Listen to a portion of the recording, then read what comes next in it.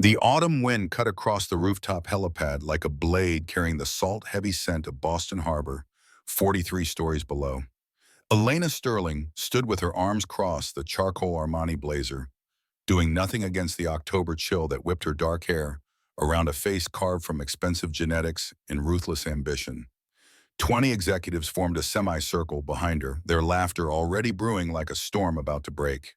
The Sikorsky S-76D executive sat gleaming on the pad, 43 feet of rotors and turboshaft engines that represented $15 million of aerial engineering. Sunlight caught the polished white fuselage, reflecting the Apex Aviation logo in gold leaf across the tail boom. Daniel Cross stood 10 feet away, one hand gripping the handle of an industrial mop bucket, the other holding the wooden pole that had become an extension of his body over 3 years of night shifts. Water dripped from the mop head onto the concrete, each drop a small percussion in the silence before the performance began. Elena's heels clicked twice as she stepped forward. Manolo Blahnik, $1,800, the kind of shoes that announced you didn't walk anywhere you couldn't be driven. She held a set of keys between her thumb and forefinger, dangling them like bait. The words came out clear and cold. "Fly this helicopter, and I'll marry you." The keys arced through the air, brass catching light before clattering at Daniel's feet. The sound echoed off the surrounding skyscrapers, off the glass and steel towers that made up Boston's financial district. Somewhere below, traffic hummed its endless song. Up here, the only sound was controlled breathing and the rising tide of executive laughter. 20 phones emerged from 20 pockets. The digital age demanded documentation of humiliation. Within seconds, this moment would exist in the cloud, permanent and viral. Daniel's hands tightened on the mop handle. The tremor that lived in his fingers since Fallujah made the slightest appearance before he controlled it, forcing stillness into muscles that wanted to shake. His eyes fixed on the keys, then lifted to the helicopter, then back to Elena. Her voice carried across the rooftop with practiced projection. "Go ahead, pick them up." The laughter grew louder. Someone near the back muttered something about minimum wage and flight controls. Another executive, a woman in Chanel, raised her phone higher to capture the perfect angle. Daniel bent slowly, his knees protesting the movement. The concrete was cold even through the worn fabric of his uniform pants. His fingers closed around the keys' metal, still warm from Elena's hand. He straightened, pocketing them in one smooth motion. The question came out deeper than he'd intended, resonance from somewhere in his chest that he usually kept buried. "You serious?" Elena's heels brought her 3 steps closer. The scent of her perfume reached him before she did. Tom Ford Noir de Noir, $1,000 an ounce, overwhelming the industrial ammonia that had soaked into his clothes and skin until he couldn't smell anything else anymore. Her answer arrived with the kind of smile that never reached the eyes. "Of course not. You probably think helicopters run on regular gas." She turned to her audience, a conductor facing an orchestra. Imagine a janitor who can't read warning labels flying a $15 million aircraft. The laughter hit its crescendo. Daniel remained still, the keys heavy in his pocket, but something flickered behind his eyes that Elena missed entirely. She was too busy playing to the crowd, too focused on the performance, to notice the way his gaze tracked across the helicopter's maintenance panel with the kind of precision that came from 1,500 hours in similar cockpits. The view counters on those 20 phones began their climb. 200 views, 500. The algorithm stirred, sensing blood in the water. What Elena didn't know, what none of them knew, was that the man she just humiliated held secrets worth more than her entire $2 billion empire. When you underestimate someone based on their job, you might be mocking the very person who will save your life. Daniel turned without another word, wheeling his mop bucket toward the rooftop access door. Behind him, the executives dispersed, their entertainment concluded. Elena remained a moment longer, watching the harbor, her expression settling into something harder than the concrete beneath her feet. The wind picked up, carrying with it the distant sound of sirens and the smell of coming rain. 8 months earlier, the Atlantic Ocean had swallowed a Gulfstream G650 along with its sole passenger. The official report from the National Transportation Safety Board ran to 347 pages of technical analysis, weather data, and mechanical failure theories. The conclusion occupied a single paragraph on page 342, catastrophic hydraulic failure leading to loss of control at altitude, unsurvivable impact with water. James Sterling's body was never recovered. The search operation lasted 6 days before being called off due to rough seas and the statistical improbability of finding anything human-sized in 12,000 square miles of dark water. They found debris, bits of fuselage, a seat cushion, one wingtip still bearing the Apex Aviation logo. The funeral occurred without a casket. Elena stood in the front pew of Trinity Church, her black dress custom-made in the 72 hours between the crash and the service. 2,000 people attended. Senators, defense contractors, competitors who came to assess the damage and calculate their opportunities. The will reading happened 3 days later in a conference room overlooking the same harbor that stretched toward where her father's body still floated or rested on the ocean floor, or had been consumed by things that lived in deep water. The lawyer was 70 years old and had known James Sterling for 40 of them. His hands trembled as he opened the leather portfolio. Elena inherited everything. Apex Aviation Corporation, its 2,400 employees, its $800 million in defense contracts, its fleet of helicopters and fixed-wing aircraft, its research division working on classified projects she'd need security clearance just to know the names of. The number at the bottom of the asset column read $2.3 billion. The number at the bottom of the liability column was 0. James Sterling had died without debt, without scandal, without any of the usual complications that plagued men who built empires. He'd simply stepped onto his private jet one Tuesday morning in March and never stepped off. The lawyer cleared his throat before the final section. His voice carried an odd weight as if the words themselves were heavy. There is one unusual provision. Lena looked up from the document she'd been scanning. Numbers were easy. Numbers made sense. Whatever came next would be something else entirely. The provision stated that Elena would maintain controlling interest in Apex Aviation, provided she operated the company for 1 full year without major scandal or catastrophic loss. The definition of catastrophic included criminal investigation loss of major defense contracts or her own death. If any of these conditions were met, 51% of voting shares would transfer to a trustee appointed by James Sterling, but not named in the public will. The trustee's identity was sealed in a separate document to be opened only upon trigger of the provision. Elena's hands had tightened on the mahogany armrests of her chair. Her voice came out level despite the anger building behind her sternum. He didn't trust me. The lawyer's response was careful. He wanted to protect you. The distinction felt meaningless. Protection implied she needed protecting. Trust implied she'd earned it. Neither sat well with a woman who'd spent 36 years proving she was worth the Sterling name. That was 8 months ago. Now Elena ran Apex with the kind of ruthless efficiency that would have made her father proud or horrified, she no longer cared which. The company's stock had risen 12% under her leadership. She'd secured 3 new contracts with the Department of Defense. Revenue projections for the fiscal year showed a growth curve that analysts called aggressive and competitors called impossible. She achieved this through a management style that could best be described as absolute. You performed or you were replaced. You delivered or you departed. There was no third option, no appeals process, no consideration for circumstances beyond the immediate bottom line. The executives who'd laughed on the rooftop understood this. They'd seen colleagues disappear for missing quarterly targets by fractions of a percent. They'd watched Elena dismantle careers with the same detached precision her father had once used to build them. What they didn't understand, what Elena herself didn't understand, was that the man pushing a mop through their executive suites had been placed there deliberately by a dead man who'd seen something coming. Daniel Cross lived in a studio apartment in Dorchester, 3 miles from Apex Tower, in a building where the heat worked intermittently and the neighbors conducted their arguments in multiple languages through walls that might as well have been paper. Rent was $950 a month, which represented approximately 63 hours of his $15.50 hourly wage before taxes. The apartment measured 320 square feet. A kitchenette occupied one corner containing a half-size refrigerator that hummed like it was dying, a 2-burner electric stove with one working element, and a sink that dripped regardless of how tightly you cranked the faucet. The bathroom was small enough that sitting on the toilet meant your knees touched the opposite wall. A Murphy bed pulled down from the main wall, its mechanism grinding every time Daniel deployed or stowed it. He'd stopped bothering to put it away after the first month. The bed remained down permanently, taking up half the available floor space, covered with a military-issue blanket he'd kept from his service days because it was the only thing in the apartment that felt familiar. One window overlooked an alley where three dumpsters served the entire building. The view included a brick wall 20 feet away, close enough that Daniel could see the graffiti in detail. Someone had painted a surprisingly good portrait of Malcolm X.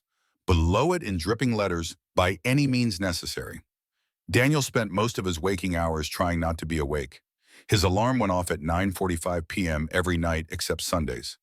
The sound was an old-fashioned bell, the kind that rattled your skull if you'd forgotten to move it away from the bed. He'd tried gentler alarms. They didn't work.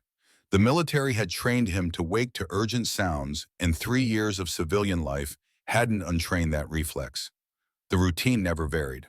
Alarm, kill the alarm. Lie still for exactly 2 minutes, while the fragments of whatever nightmare had occupied the last REM cycle faded back into the static where they lived during waking hours. Sit up, feet on the floor, stand. The bathroom contained a medicine cabinet above the sink.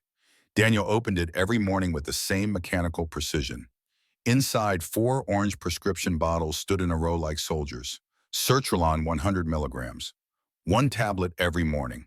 For the depression that wasn't officially depression, because admitting to depression meant admitting weakness, and weakness meant you weren't fit for duty, even though he was no longer on duty and hadn't been for 5 years. Prazosin 5 milligrams. 1 tablet at bedtime. For the nightmares that woke him at 3 a.m. with his sheets soaked and his hands reaching for weapons that weren't there. Clonazepam 0.5 milligrams. As needed for acute anxiety. He tried not to need it, but the bottle was half empty anyway. Ibuprofen 200 milligrams. Not prescription, but necessary for the headaches that came from fluorescent lights and the ache in his knees from kneeling on concrete and the general background pain of a body that had been used hard and not maintained properly. Daniel took the sertraline dry, tilting his head back and swallowing without water, because that was how you did it when you couldn't trust water sources. The habit remained even though the tap water in Dorchester was perfectly safe and had been tested by the city water department last month, according to the notice taped in the building's lobby. He stared at his reflection while the pill dissolved in his stomach. The mirror showed a man who looked older than 32. Hollow cheeks from skipping meals because eating felt like work. Dark circles under eyes that had seen things in night vision green that wouldn't fade no matter how many pills he took. Hair that needed cutting, but he only got it cut every 3 months because the VA offered free haircuts, and he wasn't about to spend money at a regular barber. The beard was new, or at least newer. He'd stopped shaving every day about 6 months ago. Now he just kept it trimmed close enough that it didn't violate any grooming standards, though nobody at Apex had grooming standards for custodial staff beyond, "Don't smell too bad." He dressed in the uniform that hung on the back of the bathroom door. Navy blue work pants with reinforced knees, navy blue work shirt with Apex Facilities Services embroidered above the left breast pocket in red thread. White undershirt beneath because the work shirt was thin and the buildings ran cold at night. Steel-toed boots that weighed 3 pounds each and had cost him a week's wages when he started the job. The name tag pinned to his shirt read Daniel in bold letters. No last name, just Daniel. Like he was a child or a pet or something less than fully human. Breakfast was whatever required minimal preparation. Usually a protein bar that tasted like chocolate-flavored cardboard and a banana that came from a bunch he bought at the convenience store every Monday. Coffee from the ancient Mr. Coffee machine that had come with the apartment, bitter and strong enough to feel like it was cleaning his insides. He ate standing at the window looking at Malcolm X's portrait and the brick wall beyond. The alley cats had started their evening prowl. 3 of them, feral and lean, moved between the dumpsters with the kind of purposeful efficiency Daniel recognized from his own movements. At 10:45 p.m., he left the apartment, locking the door with 2 separate deadbolts because this was Dorchester, and that's what you did. The hallway smelled like curry and marijuana and something that might have been mold. Mrs. Chen from 3B was arguing with someone in Cantonese, her voice carrying through the door with the kind of passion that meant this was about something important or nothing at all. The walk to Apex Tower took 37 minutes at a steady pace. Daniel could have taken the bus, but the bus cost $2.50 each way, and walking was free. The route took him through neighborhoods that shifted character every few blocks. Dorchester gave way to South Boston, which gave way to the financial district, which was where people like Elena Sterling worked, and people like Daniel Cross cleaned up after them. The city changed as he walked. Residential buildings became commercial. Chain-link fences became wrought iron. Graffiti gave way to commissioned murals. The people on the street transitioned from residents to late shift workers to nobody at all because the financial district emptied after business hours. Apex Tower rose 43 floors above Atlantic Avenue, along glass and steel and architectural ambition. The building had won awards. Daniel had seen the plaques in the lobby, something about sustainable design and LEED certification and harmony with the urban environment. At night, with most floors dark and only security lighting active, the tower looked like a skeleton, the bones of commerce stripped of their flesh. Daniel entered through the service entrance on the east side, a door that led to a corridor that led to a time clock that recorded his arrival at 11:22 p.m. He was scheduled for 11:30, but liked to arrive early because arriving early meant you could get your equipment organized and check for any special cleaning requests and generally prepare for the 8 hours ahead. The custodial office was in the basement, 2 floors below ground level, in a space that had probably been designed for something else and then repurposed when they realized they needed somewhere to put the people who kept the building functional but didn't need to be seen. Gary Mendez ran the night shift, a 54-year-old former Marine who'd been cleaning offices for 30 years and had the kind of practical wisdom that came from seeing every possible way a building could get dirty. He looked up from his desk when Daniel entered. His greeting was the same every night. "Cross, you're early." Daniel's response never varied. Traffic was light. This was a joke because Daniel walked, but Gary appreciated consistency and humor the same way he appreciated consistency in cleaning products. The assignment sheet for the night was clipped to a board on the wall. Daniel scanned it with practiced efficiency. Floors 15 through 32. All executive suites and conference rooms. Standard cleaning, empty trash, vacuum carpets, wipe down surfaces, clean bathrooms, replace supplies. Special note, floor 32 boardroom needed extra attention before 7 a.m. due to early morning investor presentation. Daniel initialed next to his name, acknowledging receipt of assignment. The ritual mattered. Documentation mattered. When something went wrong, the first question was always who was assigned to that area. And having your initials on the sheet meant you'd been there, you'd been responsible, you'd either done the job or failed to do it. Gary handed him the keys to the supply closet on floor 20. Coleman called in sick. You'll need to cover his sections on 18 and 19 after you finish your own. More work for the same pay. Daniel nodded without comment because complaining accomplished nothing, and Gary would just tell him that's how it worked in the real world. The supply cart was already loaded. Industrial trash bags, microfiber cloths, spray bottles of various cleaning solutions, vacuum cleaner, mop and bucket, rubber gloves, paper towels, toilet paper, hand soap, air freshener. Everything color-coded and organized according to a system that made sense if you'd been doing this job long enough that thinking about it wasn't necessary. Daniel pushed the cart to the service elevator, the one that employees never saw hidden behind unmarked doors on every floor. The elevator car was bare metal, scarred from years of carts and equipment and deliveries. Someone had scratched "fuck this job" into the wall at eye level. The sentiment was popular enough that 3 other people had added their agreement below in different handwriting. The ride to floor 15 was silent except for the mechanical whir of cables and the cart's wheels rattling against the elevator floor. Daniel counted floors by feel the slight deceleration at each level, a tactile memory his body had learned. Floor 15 was dark except for emergency lighting. The executive suites sat empty, their occupants gone home to houses in Newton and Wellesley and Brookline. Desktop computers hummed in sleep mode. Screensavers cycled through corporate logos and stock photos of people shaking hands and smiling in conference rooms. Daniel started with the trash. Each office generated a specific pattern of waste. The marketing VP threw away multiple drafts of everything, filling his bin with crumpled paper despite the company's digital-first initiative. The accounts manager survived on energy drinks, her recycling bin a graveyard of aluminum cans. The operations director ate lunch at his desk and forgot about the containers, leaving them to petrify in the bottom drawer until the smell became noticeable. You learn things about people from their garbage that they'd never tell you in conversation. He moved through the floor with mechanical efficiency muscles, executing tasks that no longer required conscious thought. Empty trash, replace liner, Wipe desk surface. Vacuum carpet. Check bathroom. Restock supplies. Move to next office. The pattern repeated 18 times per floor, variations only in the specific details of what each person discarded or left behind.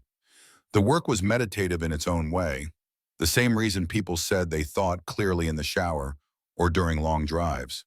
The body occupied the mind, free to wander. Daniel's mind wandered to the keys in his pocket.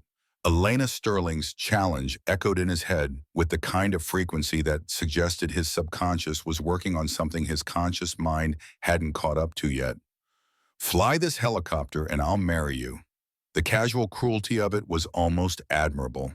Not quite bullying, because bullying implied targeting someone specific for ongoing abuse.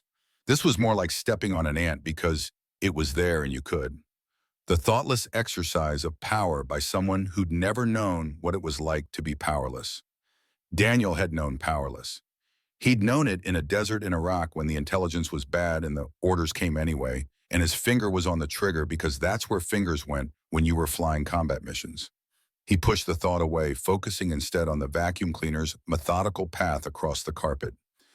Back and forth, overlapping rows, no spots missed. Perfection in small things, because perfection in small things was the only perfection available. Floor 16, floor 17, floor 18. By floor 19, it was 1:15 a.m. The building had settled into its nighttime rhythm. The heating system cycled on with a sound like breathing. Somewhere on a distant floor, another custodian ran a buffer across marble. The sound carried through the ventilation system, a steady drone that measured time in rotations per minute. Daniel reached floor 20 at 1:45 a.m. This was where things changed. Floor 20 through 32 were executive territory. Not just executives, but the kind of executives who had titles that started with chief and ended with officer. The people who made decisions that affected whether the company bought or sold, hired or fired, lived or died. The offices were bigger. The furniture was better. The trash was more carefully curated, as if even garbage needed to project success. Daniel pushed his cart down the hallway, the wheels leaving temporary tracks in carpet so thick you could lose small objects in it. Recessed lighting created pools of illumination every 10 feet. Original artwork hung on the walls, the kind you could tell was expensive, even if you knew nothing about art, because cheap art didn't come with those little brass plaques listing the artist and title. He was passing the boardroom when the sound stopped him. Voices. Two people in conversation, words muffled by the heavy door, but tone unmistakable. Argument. Tension. The kind of late-night discussion that happened when something had gone wrong or was about to go wrong. Daniel's training kicked in before he could stop it. Assessment, threat level, exit routes. The military had programmed those responses deep enough that civilian life hadn't erased them. He recognized one voice immediately, Elena Sterling. Her pitch carried even through closed doors that particular frequency of authority that didn't need volume to command attention. The second voice was male, older, rougher around the edges. Richard Hayes, Chief Financial Officer, a man Daniel had seen exactly 4 times in 3 years, and who had never once acknowledged Daniel's existence. The smart move was to keep walking. Whatever they were discussing wasn't his business. Janitors who listened at doors didn't stay employed long. Daniel kept walking, but his pace slowed enough that his ears could work on the conversation, picking words out of the ambient noise. Elena's voice sharp, "Told you the 15th is final." Richard's response lower and harder to catch. "Cash flow issues. Need more time." Elena again. "My father built this company." The rest faded as Daniel moved down the hallway, his cart's wheels covering the sound. But the date stuck with him. The 15th. That was in 5 days. Whatever they were arguing about had a deadline that was approaching fast. He filed the information away in the part of his brain that collected details without knowing yet what they meant. Pattern recognition was a survival skill. In combat, you learned to notice when something felt wrong, even if you couldn't articulate why. The vendors who usually showed up on Tuesday coming on Wednesday instead. The street that was normally crowded sitting empty. The quiet where noise should be. Something felt wrong. Daniel continued his rounds, but his attention had sharpened. His eyes tracked details he normally wouldn't notice. The boardroom door he'd just passed had light spilling from the gap at the bottom. Active use at 2 a.m. on a Wednesday wasn't normal. Executive-level discussions happening after midnight suggested urgency or secrecy or both. He reached the executive restroom at the end of the hall. This wasn't like the bathrooms on lower floors. Marble countertops, brass fixtures, actual hand towels instead of paper. A scent system that pumped something floral and expensive through hidden vents. The floor was pristine because executives didn't actually use these facilities much. They were for show, for impressing clients who needed to believe that Apex Aviation operated at a level where even the bathrooms projected success. Daniel was replacing the hand soap dispenser when he saw it. The stain was small, barely noticeable against the gray marble near the emergency exit door. Dark red, almost brown. Fresh enough that it hadn't dried completely, but old enough that it had started to oxidize. He knelt, pulling a paper towel from his cart and dabbing at the stain. The texture was wrong for blood. Too slick. The smell was wrong too. Not metallic. Chemical. Hydraulic fluid. Specifically MLPRF 606, the aviation-grade hydraulic fluid used in aircraft systems. Daniel knew the smell the way some people knew expensive wine. He'd spent enough hours maintaining Blackhawks that hydraulic fluid had become part of his sense memory. But this type turned red when it broke down or got contaminated. Pure 5606 was amber-colored. Red meant degradation, meant the fluid had been exposed to heat or pressure or time in ways that compromised its function.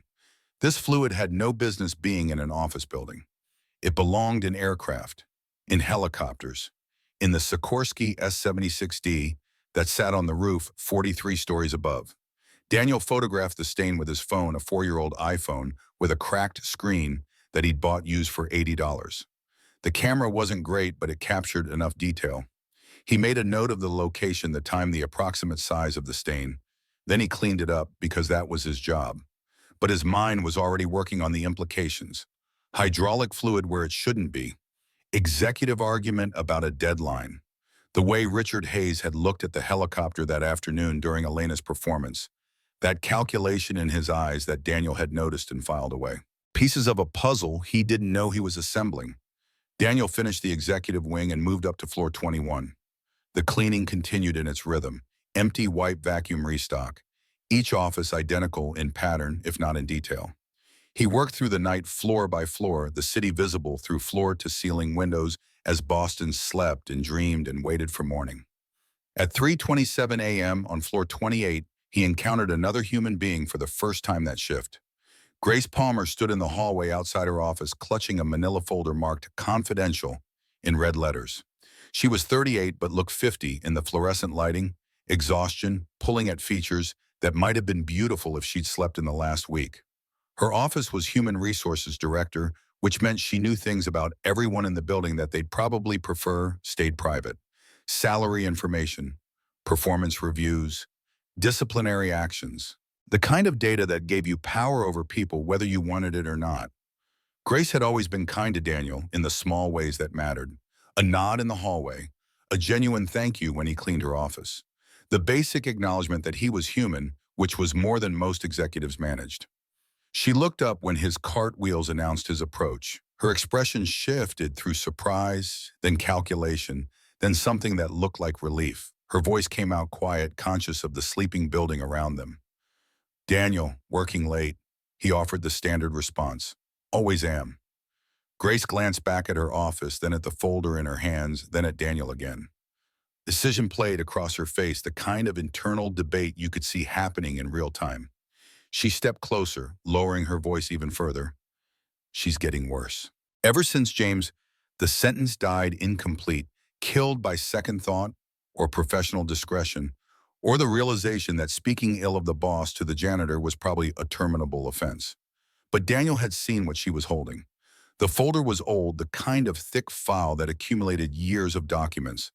The edge of a paper was visible, official-looking letterhead.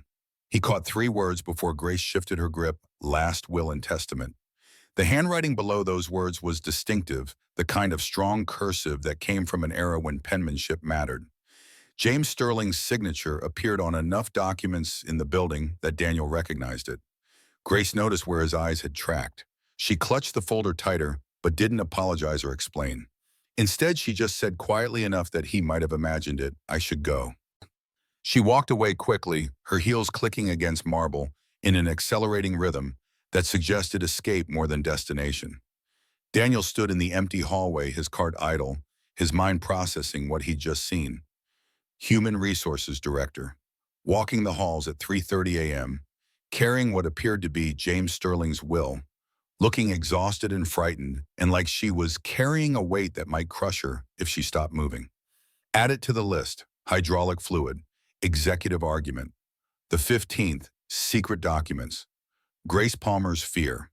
The pattern was there. He could feel it the way you could feel rain coming before the first drops fell. Something was building, something bad, and it centered on Apex Aviation, on Elena Sterling, on a deadline 5 days away. Daniel resumed his cleaning because that's what he did, but his awareness had shifted into the mode that had kept him alive through 247 combat missions. Every detail mattered. Every anomaly was potential threat. The world sharpened from background noise into tactical clarity.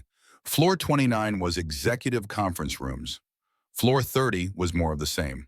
Floor 31 housed the executive dining room and private offices for board members who visited quarterly. Floor 32 was Elena Sterling's domain. The entire floor was configured as a single massive suite: reception area, private office, personal conference room, executive bathroom that was larger than Daniel's entire apartment, a kitchen area stocked with premium coffee and European water, and snacks that probably cost more per ounce than Daniel made per hour. The office itself was decorated with the kind of calculated perfection that came from hiring designers who understood that every object communicated status. Mahogany desks that had probably lived in James Sterling's office before. Leather chairs that molded to your body. Bookshelves holding first editions of business classics mixed with technical manuals on aviation engineering. One wall was entirely glass overlooking Boston Harbor. At night, the view was lights reflecting on dark water, the occasional boat moving between points only it understood. During the day, you could see everything: the harbor islands, the airport, the Atlantic stretching to a horizon that suggested infinite possibility if you were the kind of person who thought about horizons instead of just surviving to the next shift. Daniel had cleaned this office hundreds of times. He knew every surface, every corner, every small detail that Elena probably never noticed. The way she left her coffee cups on the right side of the desk, how she organized files in 3 distinct piles that corresponded to urgency levels. The photograph on the credenza showing a younger Elena and James Sterling in a cockpit, both wearing headsets, both smiling. That photograph was the only personal item in the entire office. Everything else was business. Performance metrics, contract proposals, industry awards that proved Apex Aviation was the best at what it did. Tonight, the office held something different. Blueprints were spread across the conference table, held flat by coffee cups and staplers and whatever else Elena had grabbed to weight the corners. Daniel recognized them immediately. Sikorsky S-76D technical schematics, detailed engineering drawings showing every system, every component, every specification that made the helicopter functional. Next to the blueprints sat the maintenance log, a 3-ring binder thick with documented inspections and repairs and flight hours. The log was open to the current month entries in multiple handwriting, showing the routine work of keeping a $15 million aircraft airworthy. Daniel shouldn't look. Looking was crossing a line from invisible staff to active snoop. But his eyes found the numbers before his conscience could stop them. Flight hours logged 1247, engine runtime 981 hours. The discrepancy hit him like voltage. 266 hours difference. That wasn't a typo. That wasn't someone transposing digits. That was systematic falsification of maintenance records. Flight hours logged were what you reported to the FAA, to insurance companies, to anyone who needed to know how much the aircraft had been used. Engine runtime was what the actual machine recorded, an internal counter that couldn't be easily manipulated. When those numbers didn't match, it meant someone was lying about how much the helicopter had flown. And the only reason to lie was to avoid maintenance requirements that kicked in at specific hour intervals, or to cover up something that had happened during hours that officially didn't exist. Daniel's hands moved on autopilot, continuing to dust the office while his brain worked on the implications. Someone had doctored the logs. Someone had added false flight hours. Why add hours instead of subtracting them? That was backwards from the usual maintenance fraud, where you underreported use to delay expensive inspections. Unless you were trying to make it look like maintenance had been done more recently than it actually had. If the official log showed 247 hours and maintenance was required every 1,000 hours, then you just passed the maintenance interval. Everything current, everything compliant. But if the real number was 981 hours and you'd done major work at 750 hours, then you were 231 hours past due for inspection. 231 hours of flight time where things could wear, break, degrade, fail. Daniel pulled out his phone photographing the open maintenance log. The camera captured the discrepancy in digital clarity. Evidence, documentation. Something that existed outside his own memory in case his memory became unreliable or unavailable.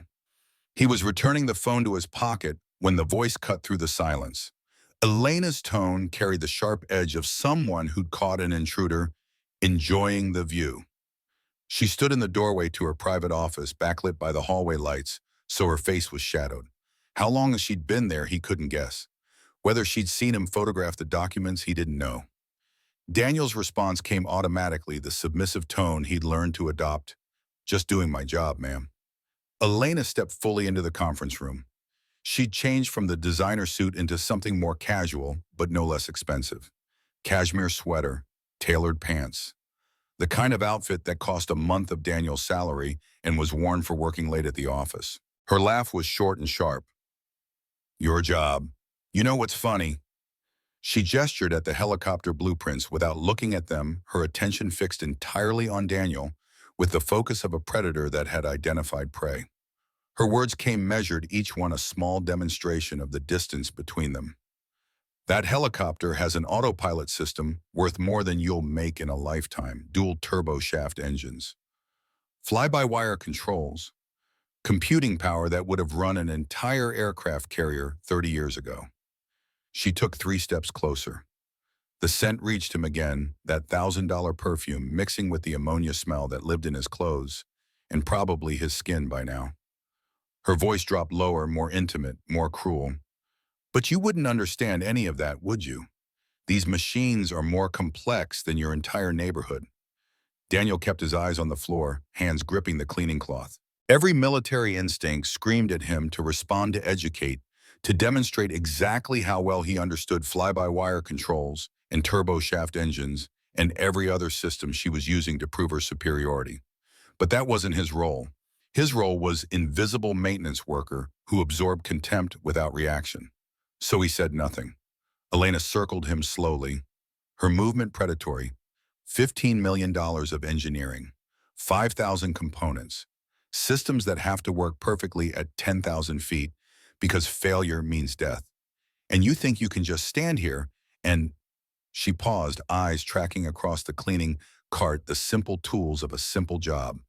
Her finish came softer, which somehow made it worse. You think you can just stand here and exist in the same space as something this sophisticated? The boardroom door opened before Daniel could formulate a response. Richard Hayes entered his appearance, screaming late night and too much stress. Salt and pepper hair disheveled. Expensive suit wrinkled. Tie loosened.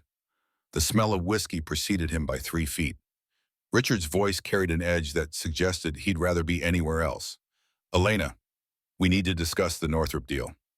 He moved to the bar cart in the corner, pouring 3 fingers of something amber from a crystal decanter. The movement was practiced automatic, the ritual of a man who'd been drinking to cope for long enough that it had become muscle memory.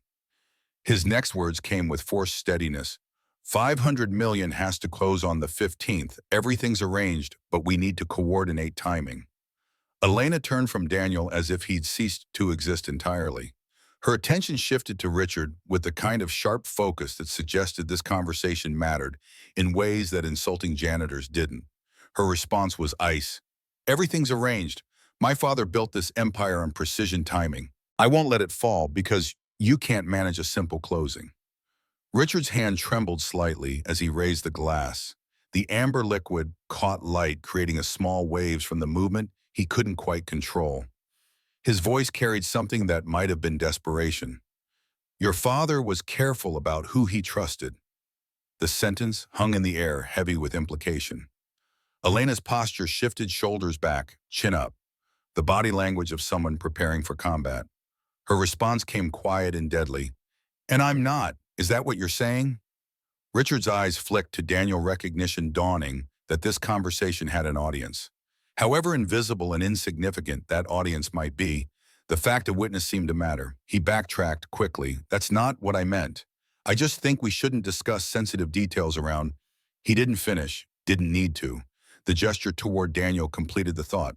"Around staff, around people who don't matter, around anyone whose salary doesn't include enough zeros."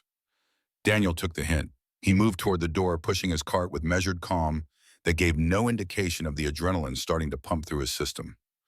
Behind him, the conversation continued in lowered voices. Daniel's hearing, trained by years of trying to detect threats in urban combat environments, picked up fragments. "Richard, insurance policies need to be in order." "Elena, board meeting next week." "Richard, if anything happens." Then Daniel was in the hallway, the heavy door closing behind him, cutting off whatever else they were saying. He stood still for 30 seconds, controlling his breathing, processing what he'd just witnessed. The pieces were accumulating. Flight log discrepancies, hydraulic fluid in the wrong place, an argument about deadlines and insurance, and something happening on the 15th. Richard's trembling hands. Elena's absolute certainty. Grace Palmer's fear. The pattern was becoming clearer. Not complete yet, but forming like a photograph in developing solution.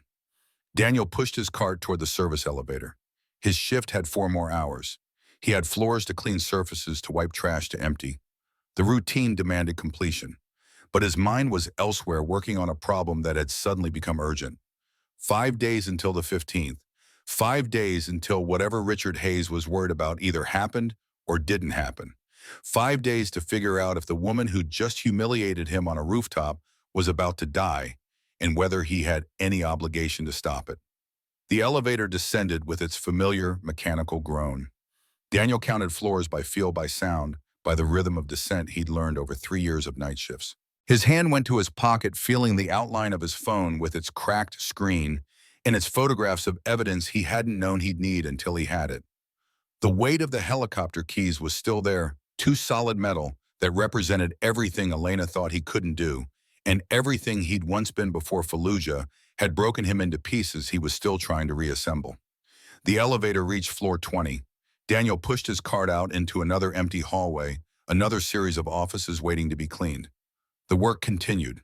It always continued. That was the thing about maintenance, about cleaning, about the invisible labor that kept buildings functional and businesses operating. It never stopped. You finished one floor and started the next. You completed one shift and came back for another.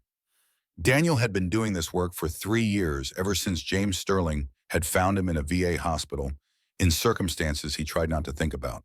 The old man had offered a job that seemed simple: clean offices at night, report anything unusual, accept payment that was mysteriously higher than the work should command.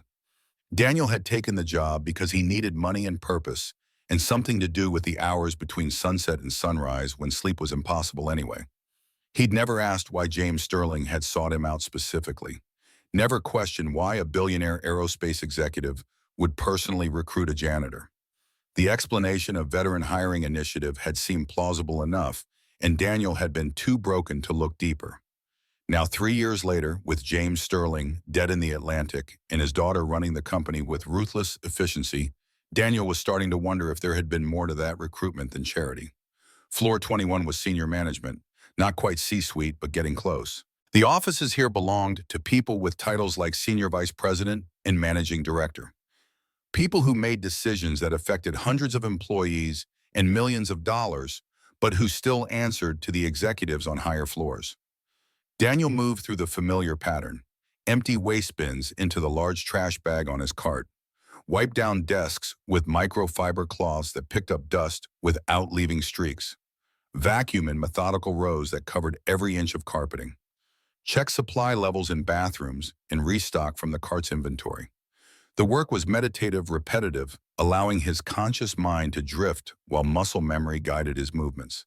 This was where he did his best thinking, in the space between tasks where his brain could work on problems without the interference of active focus. The problem currently occupying that space. What were the odds that all these anomalies were unconnected coincidences? Probability analysis was something the military had taught him. When you're flying into hostile territory, you calculate risks based on available data, intelligence reports, weather conditions, enemy capabilities, your own aircraft's performance envelope. You synthesize information from multiple sources and arrive at a percentage likelihood of mission success. Daniel ran the numbers in his head. Flight log discrepancy. Could be clerical error, but unlikely given the magnitude.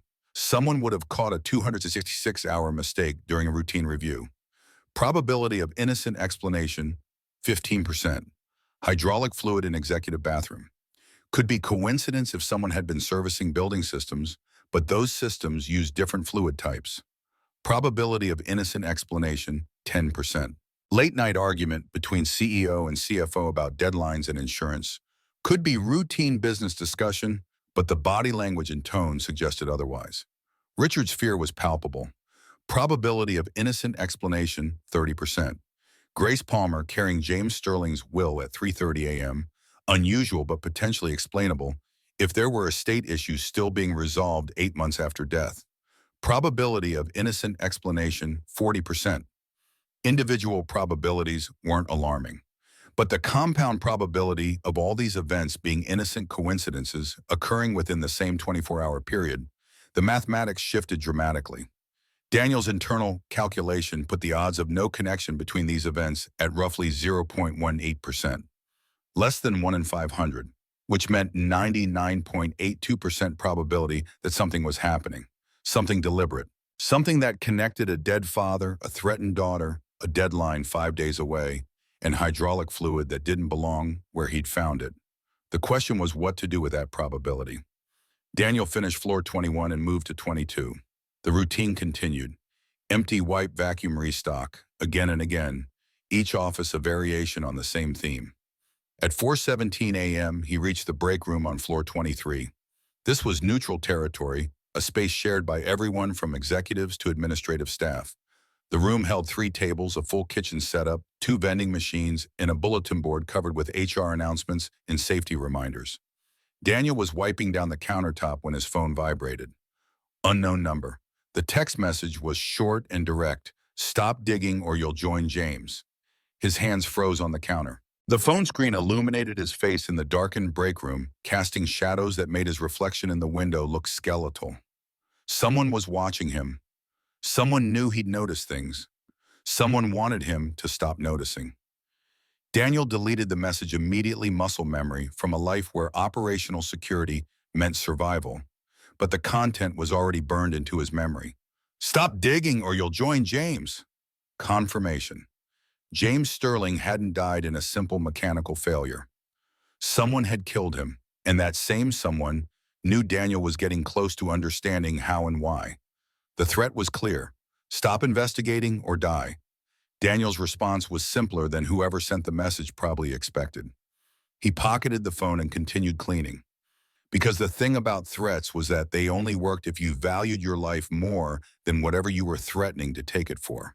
And Daniel Cross had stopped valuing his life somewhere over Fallujah when he'd fired on a white sedan carrying a family instead of insurgents. Living was just what he did between bouts of wanting to stop. If someone wanted to kill him for noticing things, they were welcome to try, and at least it would be a more interesting death than liver failure from prescription medications or stepping wrong off a curb one morning because he'd stopped paying attention. He finished the break room and continued up the floors. 24, 25, 26. At floor 27, he paused at a window that overlooked the city. Dawn was still 3 hours away, but you could feel it coming, that subtle shift in the darkness that suggested morning existed even if you couldn't see it yet. Boston spread out below like a circuit board lights marking streets and buildings in geometric patterns. Somewhere in that city, someone was sleeping soundly after sending a death threat. Someone was planning whatever would happen on the 15th. Someone knew exactly what was happening while Daniel pieced together fragments without a complete picture. The asymmetry of information bothered him. They knew he knew, but he didn't know who they were or what specifically they were planning, or how James Sterling had died, or whether Elena Sterling was in the kind of danger his instincts were screaming about. He had 5 days to figure it out. 5 days before the 15th arrived with whatever catastrophe was scheduled. The thought occurred to him that he could just leave. Quit this job, walk away, let whatever was going to happen without his intervention. Elena Sterling had made it abundantly clear what she thought of him. She'd humiliated him publicly. She'd called him stupid, inferior, less than human. Why should he risk anything for someone like that? The answer came from a part of himself he thought he'd killed in Fallujah. The part that still believed some people were worth saving even when they didn't deserve it. Even when they wouldn't thank you. Even when they'd spit in your face for the effort. Because that's what separated you from the people who sent death threats and killed billionaires in plane crashes. You saved people anyway. Daniel resumed his cleaning with renewed purpose. The work continued, but his mind was elsewhere, planning, calculating, preparing for a confrontation he couldn't yet see, but knew was coming.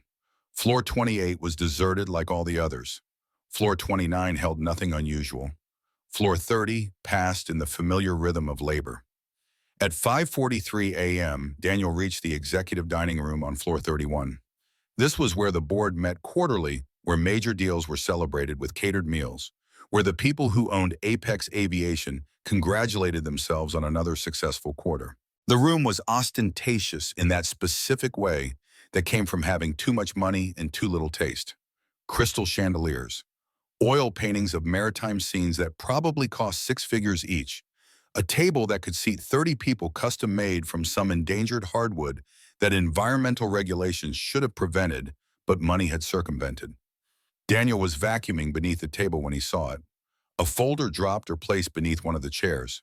Manila, thick with papers, marked confidential in red letters. The same folder Grace Palmer had been carrying 3 hours ago. Daniel picked it up, weighing whether opening it crossed a line he shouldn't cross. The spine of the folder showed Grace's handwriting.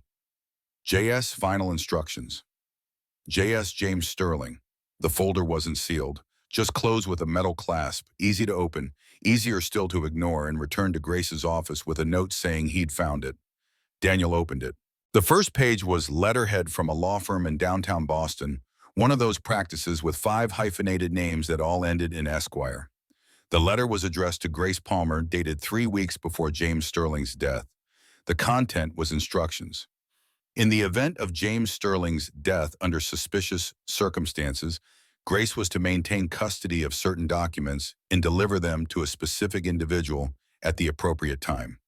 That individual's name was redacted with thick black marker, but the description was clear: the person I hired to watch over Elena. Daniel's stomach went cold. James Sterling had known he was going to die, had known it 3 weeks before the plane crash, had prepared for it by setting up a dead man's switch that ran through his HR director to deliver information to someone he had hired specifically to protect his daughter. The second page was a bank statement showing monthly transfers from a shell company called Veteran Support LLC to an account number Daniel recognized as his own. $8,000 every month for the past 3 years. Payment for services rendered. Payment for protection. Payment for being the person James Sterling had hired to watch over Elena. Except Daniel had never actually been told that's what he was doing. James had offered him a job as a janitor with mysteriously good pay. Daniel had assumed the old man was just being generous to a veteran, that the extra money was charity or some tax scheme or just the whim of a billionaire who had more money than he knew what to do with. The truth was more complicated. James Sterling had recruited him, deliberately paid him specifically to be in position to notice things to protect Elena from threats she didn't know existed. And now James was dead. Elena was in danger, and Daniel was the fail-safe the old man had activated before stepping onto a plane that would kill him. The third page was a typed memo, James Sterling's words from beyond the grave. Daniel, if you're reading this, I'm dead, and Grace has determined the threat is active. You were chosen for this role because of your unique qualifications, your military training, your observational skills, your moral code that compels you to protect innocence even at personal cost. Elena doesn't know about you. She can't know. She would reject protection on principle, would see it as her father's lack of faith in her capabilities. Her pride is both her greatest strength and most dangerous weakness. Richard Hayes was compromised approximately 18 months ago. Gambling debts to organized crime, specifically the Torino family out of Providence. They own him completely.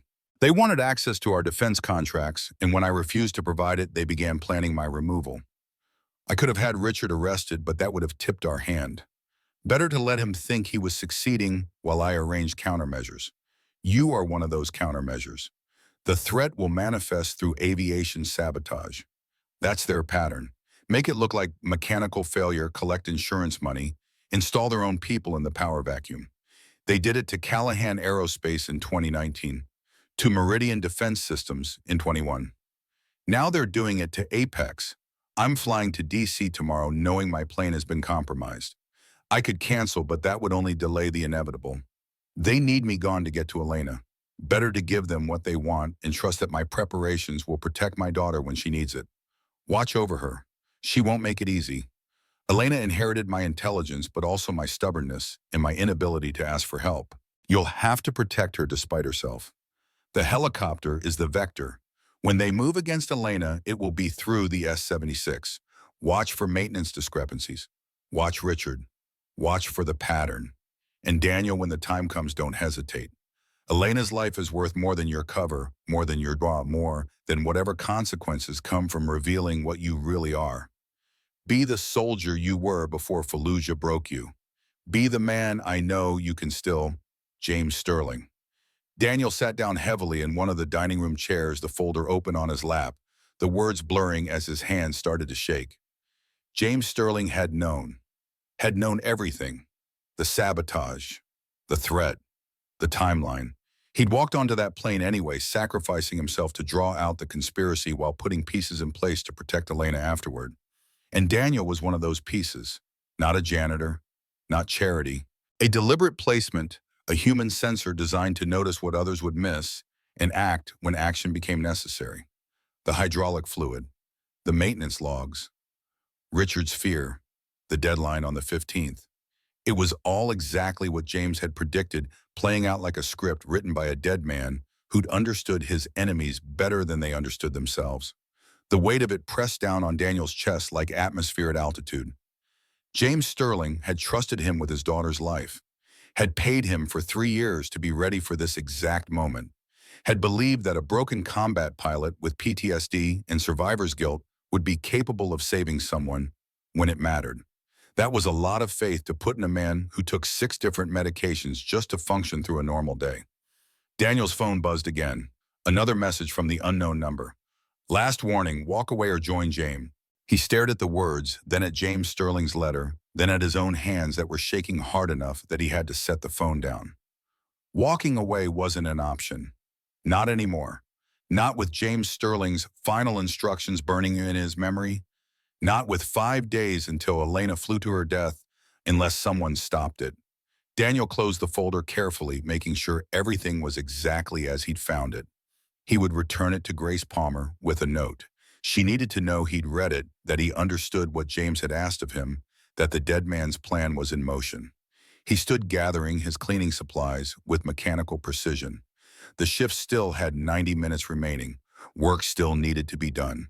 Surfaces needed to be wiped, trash needed to be emptied, floors needed to be vacuumed. But everything had changed. He wasn't invisible maintenance staff anymore. He was an active asset, a weapon placed in position by a man who'd seen the future clearly enough to prepare for his own death. The question was whether Daniel Cross, broken veteran, with enough psychological damage to stock a pharmacy, was actually capable of doing what James Sterling believed he could do. Save Elena Sterling from the same people who'd killed her father. Stop an aviation sabotage that would look like mechanical failure. Become, for a brief window of time, the soldier he'd been before Fallujah had shown him what happened when you trusted intelligence and followed orders and did everything right, but it was still wrong, so very wrong, and children paid the price. Daniel returned to his cleaning cart and pushed it toward the service elevator. Dawn was getting closer. The city was beginning its transition from night shift to day shift, the changing of guards that happened every morning when one world ended and another began. His hands had stopped shaking. The tremor that had lived in his fingers since Fallujah had gone still for the first time in years. That scared him more than the death threats, because the only time his hands had ever been completely steady was in combat, when adrenaline and training and the sharp focus of survival overrode the damage and made him functional again. His body knew what his mind was still processing where it started, not the war in Iraq or Afghanistan or any of the foreign places where he'd learned to kill. This was a different war fought in corporate offices and executive suites, where the weapons were hydraulic fluid and falsified maintenance logs and deadlines that marked the difference between living and dying. Daniel had 5 days to win a war against an enemy he couldn't see, to save a woman who despised him using skills he'd spent 5 years trying to forget. The elevator descended toward the basement, in the custodial office where Gary Mendez would ask how the shift went, and Daniel would say, "Fine," because that's what you always said. Fine. Everything was fine, except a billionaire had been murdered, and his daughter was next, and a broken combat pilot who cleaned toilets for minimum wage was the only person who knew enough to stop it. Daniel's phone was heavy in his pocket. The keys Elena had thrown at him felt heavier. James Sterling's letter was heaviest of all, not physically, but in the weight of expectation and trust and the belief that some people were worth dying for even when they didn't know you existed. The elevator reached the basement. The doors opened. Gary looked up from his desk with the same expression he wore every morning, tired but satisfied, another shift completed. His question was automatic. "Everything good up there?" Daniel's answer came without hesitation, the lie smooth because it had to be. "Everything's fine." He clocked out at 7:28 a.m., 2 minutes before his shift officially ended. The time card punched with a solid thunk, documenting another 8 hours of labor exchanged for $124 before taxes. The walk home took him through a city waking up, coffee shops opening, commuters flooding subway stations, the professional class emerging from their homes in Newton and Brookline and Cambridge to spend another day making money and decisions and all the things that mattered to people whose lives followed predictable patterns. Daniel's life had stopped being predictable the moment he'd read James Sterling's letter. Now he was something else. Something between janitor and soldier, between invisible staff and active combatant, between the broken man who took pills to sleep and the warrior who'd flown through hostile fire without hesitation.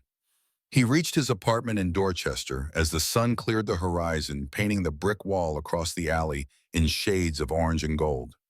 Malcolm X's portrait looked different in morning light, more hopeful somehow. By any means necessary. Daniel unlocked both deadbolts and entered the studio apartment that smelled like industrial cleaner and loneliness. The Murphy bed was still down. The medication bottles waited on the bathroom counter. Everything exactly as he'd left it 10 hours ago, except nothing was the same. He opened the medicine cabinet and looked at the 4 orange bottles.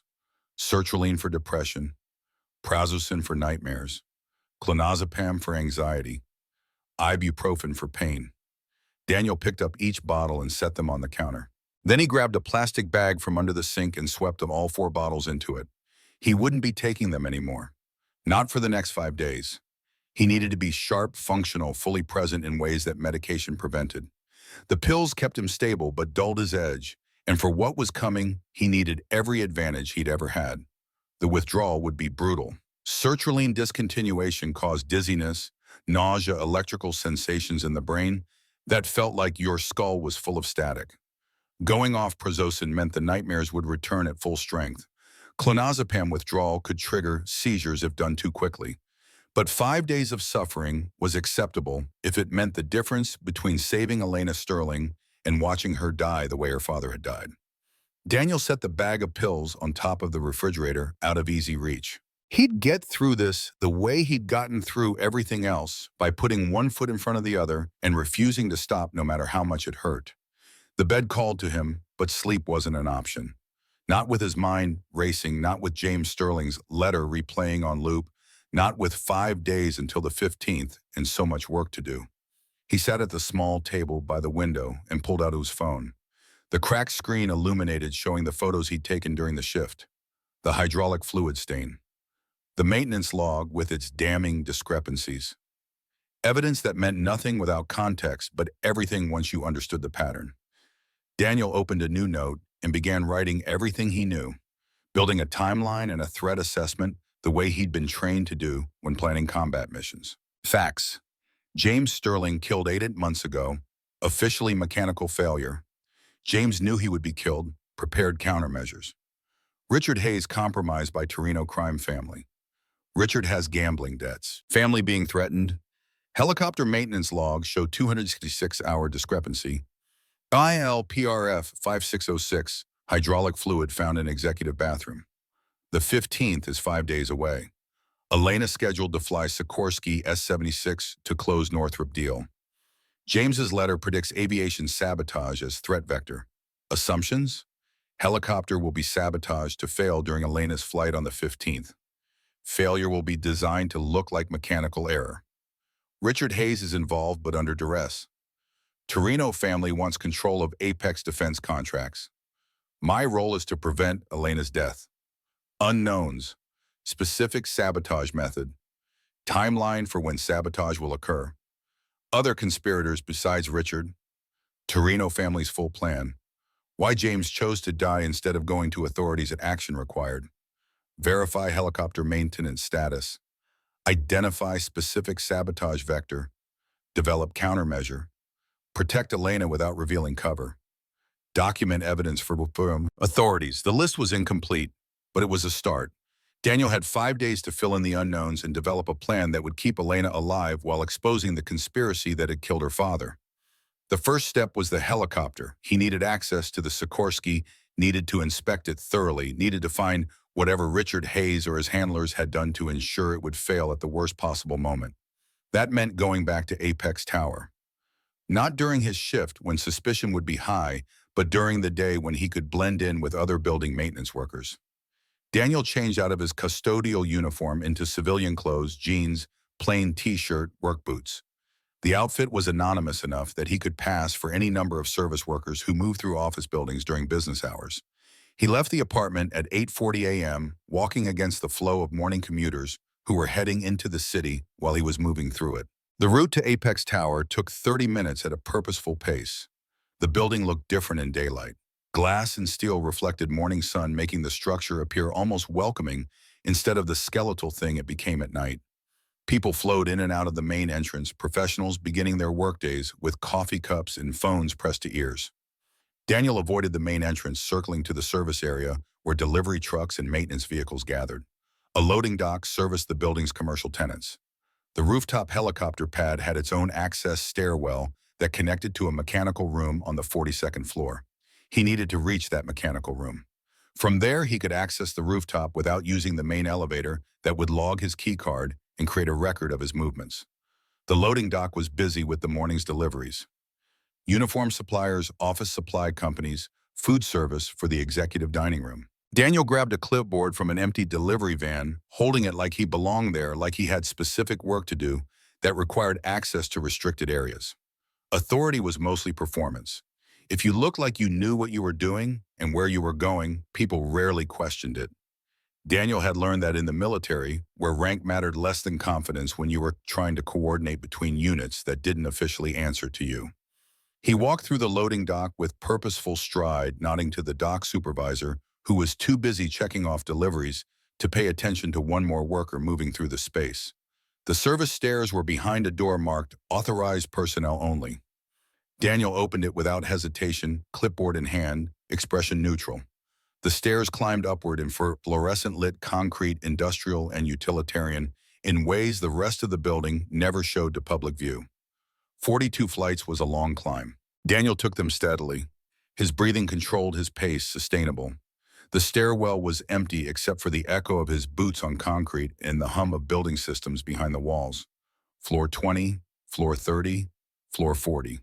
And at floor 42, he emerged into a mechanical room that housed HVAC systems, electrical panels, water pumps, all the infrastructure that kept a modern office building functional. The room was loud with machinery hot from equipment lit by the same harsh fluorescence that caused his headaches during night shifts. A steel door at the far end was labeled "Roof Access." Daniel tried the handle, locked, but the lock was basic commercial grade, the kind you could bypass with a credit card if you had patience and weren't worried about security cameras. He looked up. No cameras in the mechanical room. Why would there be? Nobody came up here except maintenance workers, and maintenance workers weren't considered security threats. Daniel pulled out his wallet and selected an expired credit card. The technique was simple, sliding the card between door and frame at the latch point, applying pressure to push the latch back, while pulling the door toward you to create gap for the card to work. 15 seconds later, the door opened. Sunlight and wind hit him simultaneously as he stepped onto the roof. The city spread out in all directions, harbor to the east, downtown to the west, Cambridge, visible across the Charles River. The view was spectacular in ways that mattered if you cared about views. Daniel cared about the helicopter. The Sikorsky S-76D sat on its pad rotors tied down fuselage gleaming white in morning sun. $15 million of engineering. 7,000 pounds empty weight. Maximum speed of 178 miles per hour. Service ceiling of 15,000 feet. And somewhere in all that sophisticated machinery, a fatal flaw that would activate on the 15th when Elena took it up for her flight to close the Northrop deal. Daniel approached the aircraft with the caution of someone who understood that helicopters were controlled crashes that only stayed airborne through constant correction of forces that wanted to tear them apart. Respect for the machine was healthy. Fear was counterproductive. The maintenance panel was on the fuselage's left side, secured with quick-release fasteners that any mechanic could open in seconds. Daniel had the panel off in under a minute, exposing the hydraulic system that controlled the aircraft's flight surfaces. Hydraulic fluid was the blood of any helicopter. It transferred force from pilot inputs to mechanical actuators that moved swash plates and control surfaces. Lose hydraulic pressure, and you lost the ability to control the aircraft. Simple physics, catastrophic consequences. The S-76D had dual hydraulic systems for redundancy. Either system could operate the controls independently. Both systems failing simultaneously should have been statistically impossible unless someone had designed that impossibility. Daniel traced the hydraulic lines with experienced eyes, looking for anything that didn't belong. The lines themselves appeared normal, running from reservoirs through filters and pumps to actuators throughout the aircraft. Color-coded according to system, properly secured with approved clamps. Everything matching the technical specifications he'd memorized during his years flying similar systems. But the fluid was wrong. He could tell without even touching it. The color was off amber instead of the deep red that Skydrow 500B4 should have been. The consistency looked thicker through the reservoir's sight glass. Daniel pulled a small sample from the drain valve into a plastic bottle he'd brought for exactly this purpose. The fluid that came out confirmed his suspicions. This wasn't Skydrow. This was MLPRF 5606, the same stuff he'd found in Elena's bathroom. The compound wasn't standard aviation hydraulic fluid. Daniel knew this the moment the sample touched his fingers, the viscosity wrong, in ways that spoke to chemical engineering rather than mechanical maintenance. MLPRF 5606 turned red when it degraded, but this hadn't degraded naturally. Someone had introduced a polymer additive, something that would remain stable at ground level, but crystallize under the temperature and pressure conditions found at altitude. He'd seen this before. Not personally, but in classified briefing documents during his time with the 160th SOAR. The technique had been used by hostile forces in Afghanistan to sabotage coalition aircraft. Mix the right compounds into hydraulic systems, and they'd function perfectly until reaching operational altitude, then solidify into gel that blocked actuators and seized controls. The beauty of it from a saboteur's perspective was that ground testing would reveal nothing.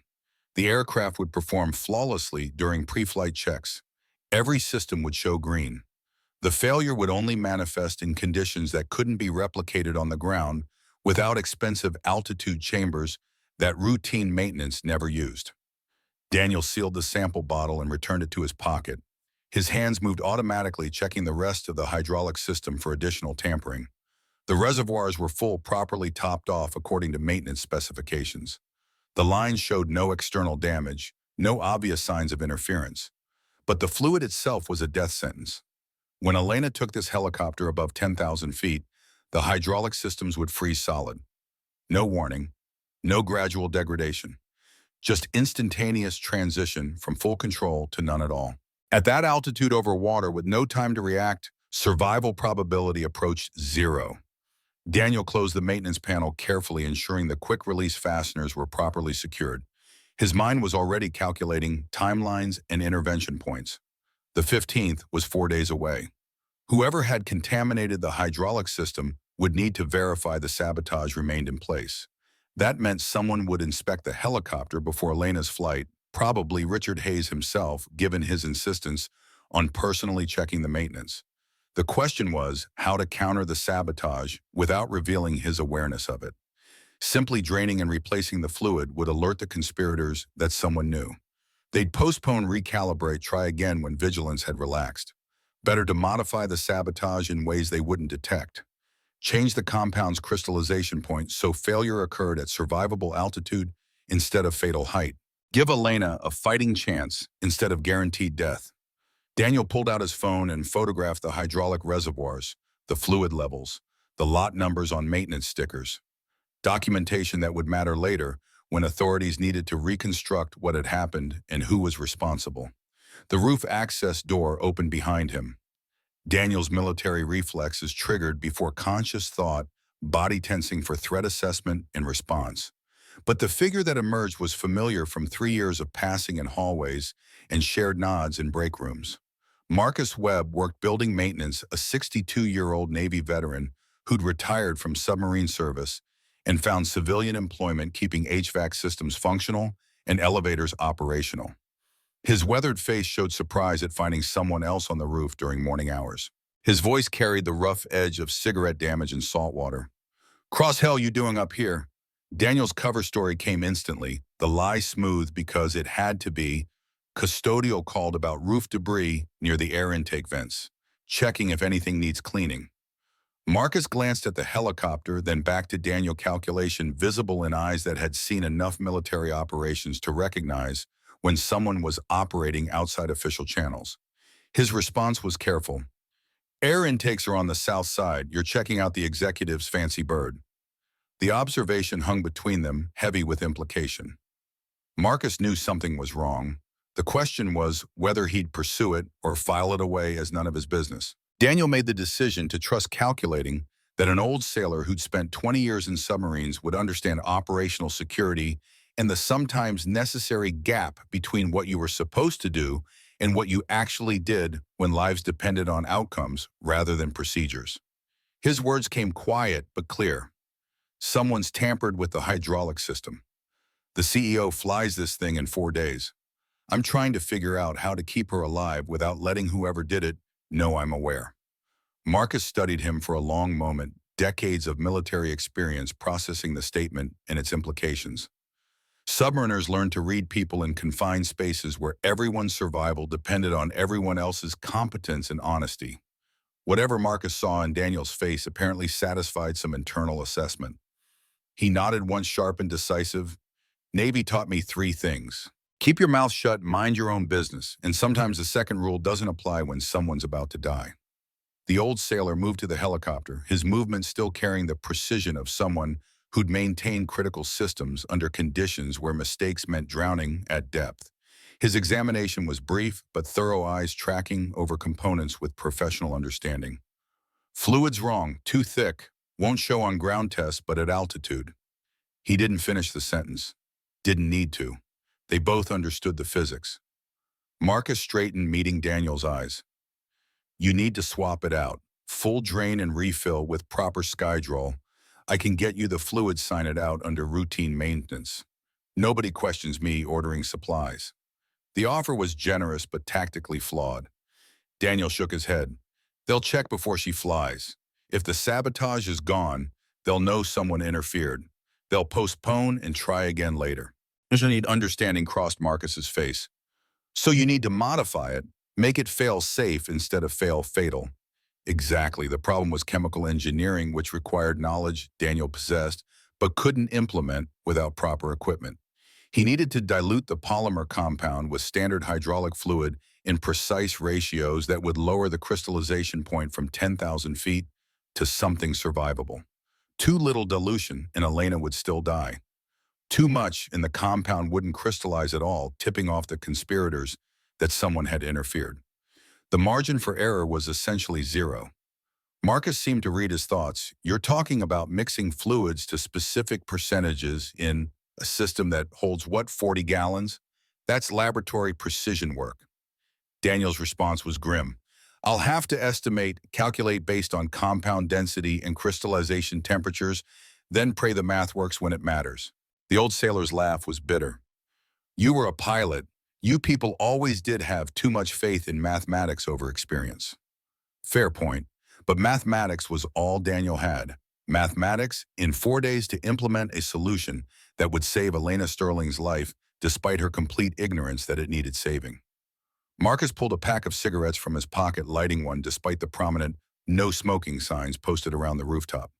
The gesture was small rebellion against rules that felt meaningless when discussing sabotage and murder. He exhaled smoke toward the harbor. I'll get you proper fluid by tomorrow night.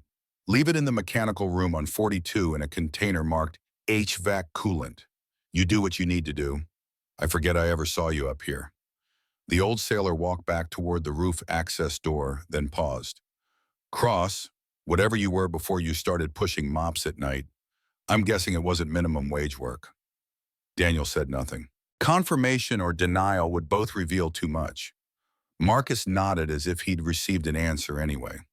Thought so, just be careful. Buildings have got more cameras than you think, and not all of them belong to security. He disappeared through the door, leaving Daniel alone with the helicopter and the harbor wind and the knowledge that he now had at least one ally in whatever was coming. The return trip through the service stairs was uneventful. Daniel emerged at the loading dock at 9:47 a.m. clipboard, still in hand, expression still neutral. Nobody questioned his presence. He was just another maintenance worker in a building full of people who made things work while remaining invisible to those who benefited from that work. The walk back to Dorchester took 40 minutes. Daniel's apartment waited exactly as he'd left it. Murphy beds still down medication bottles on top of the refrigerator where temptation couldn't reach them easily. The withdrawal symptoms had already started. Mild nausea, slight tremor returning to his hands. The electrical sensation in his brain that sertraline discontinuation caused, like small lightning strikes firing between neurons. This would get worse before it got better. But worse was acceptable if it meant sharper awareness and faster reactions when the 15th arrived. Daniel spent the afternoon researching polymer compounds and crystallization chemistry using his phone's browser and public library databases that didn't require login credentials that could be traced. The information he needed existed in academic papers and military technical manuals scattered across sources that individually meant nothing but collectively provided the formula he required. By 6 p.m., he had his calculations. Diluting the contaminated hydraulic fluid by 12% would lower the crystallization point from 10,000 feet to approximately 3,000 feet. At that altitude, assuming Elena recognized the failure quickly and initiated emergency procedures, survival became possible rather than impossible. The math was solid.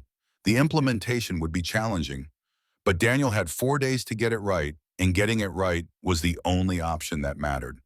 Sleep came in fragments that night, shallow and populated by dreams that mixed Fallujah with Boston Harbor, white sedans with white helicopters, children's faces with Elena Sterling's contemptuous expression. The nightmares were worse without prazosin, suppressing them vivid enough that Daniel woke at 3 a.m. with sheets soaked and pulse racing. He gave up on sleep at 4:30 a.m., showering in water that never got quite hot enough and dressing in his custodial uniform for another night shift. The routine continued because routine was cover and cover was survival. Daniel arrived at Apex Tower at 11:22 p.m., clocked in. At 11:28, collected his assignment sheet from Gary Mendez, who mentioned nothing about rooftop excursions because Marcus Webb had apparently kept his word about forgetting. The night's assignment was floors 8 through 24 standard cleaning, with special attention to the main lobby due to quarterly investor meetings scheduled for 7 a.m. Daniel pushed his cart to the 8th floor and began the familiar pattern. Empty white vacuum restock. The meditation of labor while his mind worked on larger problems. At 1:15 a.m. approaching floor 16, his phone vibrated. Text message from unknown number. Final warning, walk away or die. Third threat in 2 days. The frequency suggested increasing urgency on the conspirators' part. They were watching him closely enough to know he hadn't backed off, hadn't stopped investigating, hadn't taken their warning seriously. Good. Fear meant they understood he was a threat. Threatening meant they couldn't simply eliminate him without raising questions. If he died now after James Sterling's death, and with Elena's flight approaching, even willfully blind authorities would start connecting patterns. Daniel deleted the message and continued working. Floor 17, floor 18. The rhythm never broke. At 2:43 a.m., he reached the executive wing on floor 20. The hallways were dark except for emergency lighting. Most offices sat empty, executives long departed for homes in suburbs where people didn't work through the night unless crisis demanded it. But lights spilled from beneath the boardroom door.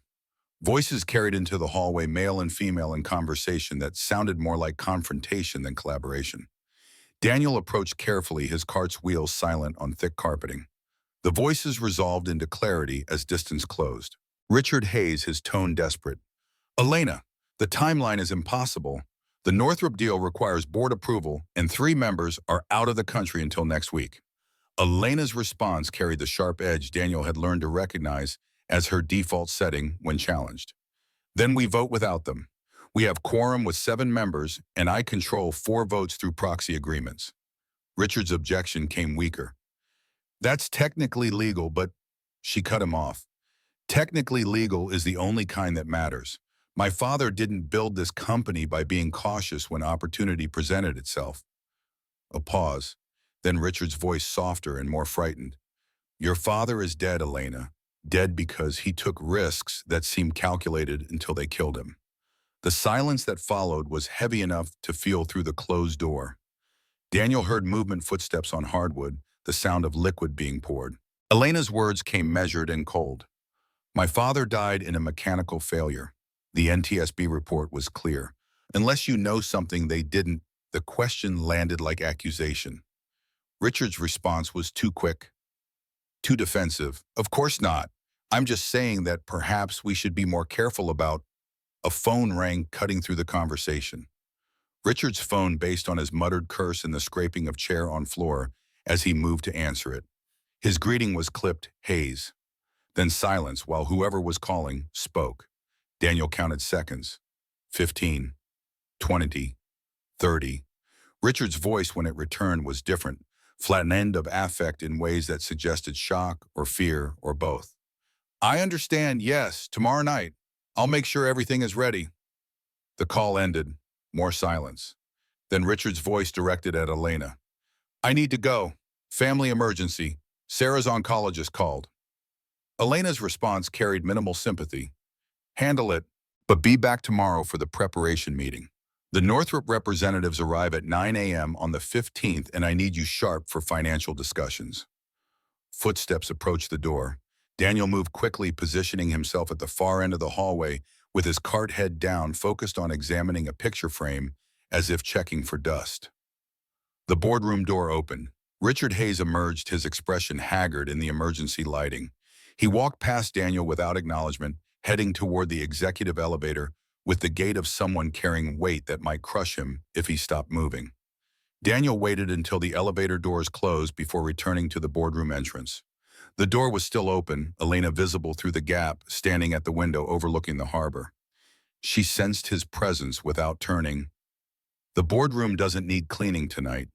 Her voice carried dismissal as clear as direct order. Daniel should have left, should have moved to the next office and continued the pattern that kept him invisible. Instead, he spoke words emerging before caution could stop them. The helicopter. Elena turned, surprise visible even in dim lighting. Excuse me. Daniel's commitment to the gambit was instant and total. The maintenance logs show discrepancies. Flight hours don't match engine runtime.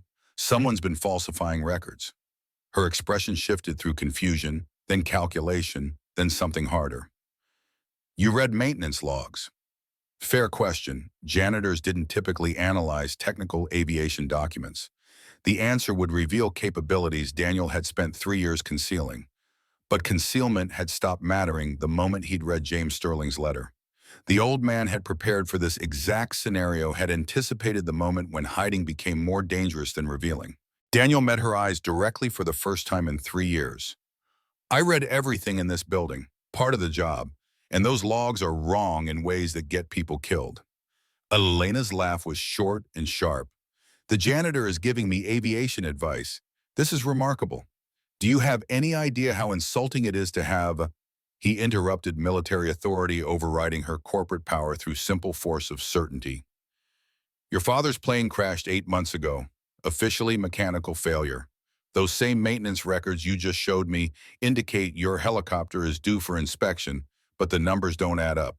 Either someone is incompetent or someone is planning another mechanical failure. The words hung between them like drawn weapons. Elena's posture shifted, shoulders back, chin up, preparing for confrontation or flight. Her response came quiet and dangerous. Who are you? Valid question. The answer was complicated. Daniel Cross, custodial worker. CW3 Daniel Cross, night stalker pilot. The man James Sterling had hired to protect his daughter. The broken veteran who took 6 medications to function. All true, none complete. He settled for partial truth. Someone who knows the difference between accident and sabotage. And ma'am, that helicopter has been sabotaged. Elena's hand moved to her phone. Security was one button press away. Daniel would be escorted out, fired, possibly arrested for making threats or causing alarm or whatever charge building security could contrive. But she didn't press it. Instead, she asked, "Show me." The request was so unexpected that Daniel hesitated. Showing her meant revealing knowledge that janitors shouldn't possess. It meant exposure vulnerability, the end of 3 years of carefully maintained cover. But James Sterling's letter had been clear: when the time comes, don't hesitate. Elena's life is worth more than your cover. This was the time. Daniel nodded toward the elevator rooftop. I'll show you what they did and how it's designed to kill you. The rooftop wind was stronger at 3 a.m. than it had been at 9 the previous morning. Elena stood beside the Sikorsky while Daniel opened the maintenance panel, her designer outfit completely inappropriate for cold October air, but her focus absolute.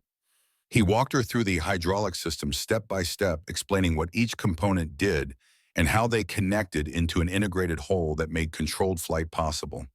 Then he showed her the fluid. Elena's engineering degree from MIT hadn't been decorative. She understood immediately what wrong-colored hydraulic fluid meant, what contamination implied, what altitude-dependent failure would look like. Her voice was very quiet. This would lock the controls at altitude. Daniel nodded. 10,000 feet, maybe higher. The compound crystallizes under low temperature and pressure. Ground testing would show everything normal. She knelt beside the reservoir, staring at the amber fluid that should have been red. The Northrop meeting is in Boston. I'm flying there on the 15th. Scheduled cruising altitude is 12,000 feet. The implication was clear. At 12,000 feet, the contaminated hydraulic fluid would crystallize. Controls would freeze. The helicopter would become an uncontrolled, falling object, with one occupant who had approximately 15 seconds before impact, with water cold enough to kill through shock, even if the crash itself didn't. Elena stood, her expression cycling through emotions too quickly to track. Shock, fear, anger, calculation, something that might have been grief. Her words came measured but fragile. My father, his plane, this is how they did it. Daniel confirmed what she'd already concluded. Yes, ma'am. She turned to face him fully, really seeing him for perhaps the first time in 3 years. How does a janitor know how to identify aviation sabotage? The answer required revealing everything. Every piece of the puzzle James Sterling had assembled. Every hidden capability Daniel had concealed behind minimum wage labor and calculated invisibility. But first he needed to know, do you want the truth, all of it? Because once I tell you, everything changes. Your company, your understanding of your father, your assessment of who can be trusted. Everything. Elena's response was immediate. Tell me. So Daniel told her. Chief Warrant Officer 3, Night Stalkers, 1,500 combat hours, Fallujah. The family in the white sedan, medical discharge. PTSD, finding bottom at VA hospital. And then James Sterling appearing with an offer that seemed simple, but was actually a long game move, by a man who'd known his own death was coming and had positioned pieces to protect his daughter afterward. The dead man's letter. The payments through shell companies. 3 years of watching and waiting for exactly this moment when sabotage manifested and intervention became necessary. Elena listened without interruption, her face unreadable in emergency lighting. When Daniel finished, silence stretched between them like distance. Then she asked the question that mattered. Can you fix this? Daniel had been waiting for it, not fix, modify. If I replace the fluid completely, whoever contaminated it will know someone interfered. They'll postpone and try again later. But if I dilute it enough to lower the crystallization point to survivable altitude, you'll have a chance. Her engineering mind caught the flaw immediately. A chance, not certainty. He met her eyes. Nothing in aviation is certain, but 3,000 feet gives you time for emergency auto-rotation if you recognize the failure fast and execute properly. 10,000 feet gives you nothing but death. Elena walked to the edge of the rooftop, looking out over the harbor, where her father's plane had disappeared into dark water. Her shoulders were tight muscles locked against emotion that wanted to surface. When she spoke again, her voice carried different qualities stripped of the arrogance and certainty that usually armored it. I treated you like garbage. Daniel's response was simple. Yes, ma'am. She turned back, something raw in her expression. Why save me after everything I did? The humiliation, the cruelty. Why risk anything for someone like me? The answer came from the part of Daniel that Fallujah hadn't managed to kill the piece that still believed some things mattered, regardless of whether they were deserved. Because your father asked me to. And because the people trying to kill you don't get to win just because you were mean to the janitor. A sound escaped her that might have been laugh or sorrow or both. My father hired you specifically to save me from myself. Close enough to truth, yes, ma'am. Elena nodded slowly. Decision forming? Then do it. Modify the sabotage. Give me a fighting chance.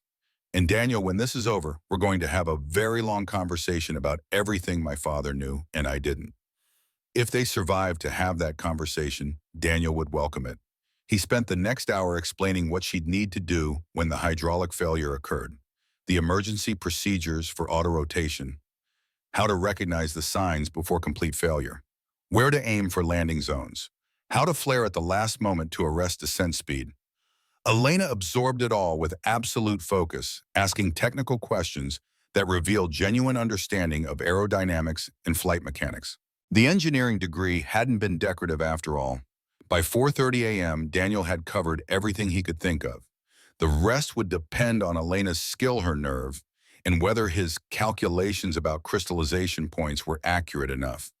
They returned to floor 32 together, the dynamic between them fundamentally altered. No longer CEO and janitor. Something closer to pilot and co-pilot, each with specific skills required for mission success. At the elevator, Elena stopped him. Richard Hayes, he's involved. Daniel confirmed. Your father's letter said Richard was compromised. Gambling debts to the Torino crime family.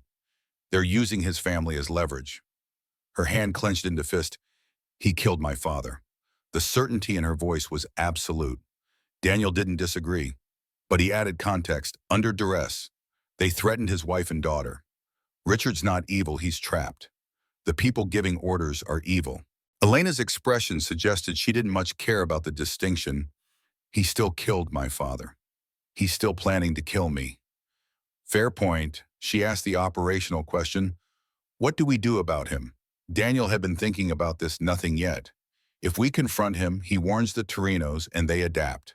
Better to let him think everything is proceeding according to plan. Elena processed this with visible difficulty. You want me to work alongside the man who murdered my father and is planning to murder me? Daniel's response was gentle but firm. For 4 more days, then he faces consequences. But right now, maintaining his belief that the sabotage is undetected keeps you alive. She didn't like it, but she understood necessity enough to accept it. The elevator arrived. Elena stepped in, then held the door. Thank you for telling me, for not walking away when you had every reason to. Daniel nodded acknowledgement. The door closed. He was alone in the hallway with his cart and his cleaning supplies, and the knowledge that everything was now in motion toward conclusion. One way or another, the 15th would resolve questions that had been building for 8 months. Whether Elena Sterling survived to get answers was now partially in Daniel's hands and partially in hers. He returned to his cleaning the routine, both comfort and camouflage. Floor 21, floor 22. The familiar pattern while his mind worked on contingencies and backup plans. At 6:15 a.m., finishing the main lobby's marble floors, Daniel's phone buzzed. Text from unknown number. You told her, mistake, now you both die. The threat was different this time. Not warning, but promise. Whoever was watching had seen him take Elena to the rooftop, had somehow monitored their conversation, or simply deduced from the timeline that secrets had been shared. The conspiracy's response would come fast now. No more waiting for the 15th. They'd accelerate, adapt, try to eliminate both Daniel and Elena before defensive measures could solidify, which meant Daniel had less than 4 days, maybe less than 4 hours. He finished the lobby at 6:40 a.m. and clocked out, walking into morning light that felt different now that everything was in motion. The war had truly started. Not the war in distant deserts, but this war here now, where the weapons were information and timing and the willingness to act when action required, sacrificing cover for effectiveness. Daniel Cross had been invisible for 3 years. That invisibility ended tonight. The hydraulic fluid arrived exactly as Marcus Webb had promised, concealed in containers marked HVAC coolant and stashed behind air handling units in the mechanical room on floor 42. Daniel found them at 11 p.m. on the night of the 13th, 2 days before Elena's scheduled flight. Working by phone flashlight, he measured precise ratios that would dilute the contaminated compound by 12%. The mathematics had occupied his thoughts during every waking hour since the rooftop conversation with Elena, calculations refined and rechecked until certainty replaced hope. Chemistry wasn't forgiving of approximation. Too little dilution and the crystallization point would remain fatal. Too much and the sabotage would fail to trigger at all, alerting Richard Hayes and whoever controlled him that interference had occurred. Daniel's hands stayed steady as he transferred fluid between containers, measuring volume with equipment borrowed from the building's maintenance shop. The tremor that had lived in his fingers since Fallujah remained, absent his body understanding what his mind sometimes forgot. This was combat, and combat required absolute precision. By 3 a.m. on the 14th, the diluted compound was ready. Daniel accessed the rooftop through the same route he'd used previously. Marcus Webb's borrowed keycard opening doors that should have remained locked to custodial staff. The Sikorsky waited in darkness, its white fuselage barely visible under emergency lighting. Daniel worked quickly, draining contaminated fluid from both hydraulic systems and replacing it with his modified mixture. The process took 90 minutes, each connection checked and double-checked against catastrophic failure modes that lived in his memory from 247 combat missions where mistakes meant death. When he finished, the helicopter appeared exactly as it had before his intervention. Fluid levels correct, reservoirs properly filled, every system reading normal on ground-level diagnostics. But the crystallization point had shifted from 10,000 feet to approximately 3,000. Low enough that emergency procedures became possible. High enough that Richard Hayes' pre-flight inspection would show the sabotage intact and ready to execute his plan. Daniel photographed the completed work, documenting fluid levels and lot numbers and every detail that would matter when authorities eventually reconstructed the timeline. Then he closed the maintenance panels, restored everything to its previous state, and disappeared back into the building's service quarters. His shift ended at 7:30 a.m. Daniel clocked out and walked home through a city that felt different now that Endgame approached. Every person he passed on Dorchester streets was potentially the last person he'd see before everything changed. Every storefront, every street corner, every detail of ordinary life carried weight it hadn't possessed yesterday. The apartment waited in its usual configuration. Murphy bed down, medication bottles on the refrigerator where temptation couldn't reach easily. The view of Malcolm X's portrait on brick wall across the alley. Daniel didn't sleep. Sleep was impossible, with withdrawal symptoms intensifying and tomorrow arriving whether he was ready or not. Instead, he sat at the small table and wrote detailed instructions for Elena, procedures she'd need to follow when hydraulic failure occurred at altitude. The instructions filled 3 pages, handwritten in block letters that eliminated ambiguity. Step-by-step guidance for recognizing system failure, initiating emergency auto-rotation, selecting landing zones, executing the final flare that would determine whether she walked away or died on impact. He included psychological preparation, the mental framework required for staying functional when every instinct screamed panic. This was knowledge earned through 1,500 hours of combat flight situations where fear had to be acknowledged and then set aside because the mission required absolute focus. At the bottom of the 3rd page, Daniel added one final line: Trust your training, trust the aircraft, trust yourself. Then he folded the pages carefully and placed them in an envelope with Elena's name written across the front. Tomorrow morning before her flight, these instructions would be positioned in the pilot's seat where she couldn't miss them. Beside the envelope, Daniel set his challenge coin, the 160th SOAR medallion he had carried for 14 years through every mission and every nightmare that followed. The coin that represented who he'd been before Fallujah broke him. Elena would understand what it meant when she found it. She'd recognize military insignia. She'd connect the coin to the instructions to the man who had spent 3 years invisible in her building. And maybe if everything worked correctly, she'd live long enough to ask him questions he'd finally be ready to answer. The 15th arrived cold and clear. Daniel stood in the pre-dawn darkness of his apartment, staring at medication bottles he hadn't touched in 5 days. The withdrawal symptoms had peaked yesterday, nausea and electrical brain sensations and tremors that made simple tasks difficult. But today he felt almost normal.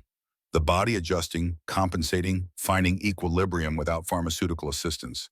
Or maybe just adrenaline overriding everything else, sharpening awareness the way it did before combat operations. He dressed in civilian clothes rather than custodial uniform. No more hiding, no more pretending to be something he wasn't. Today required every capability he possessed, visible or otherwise.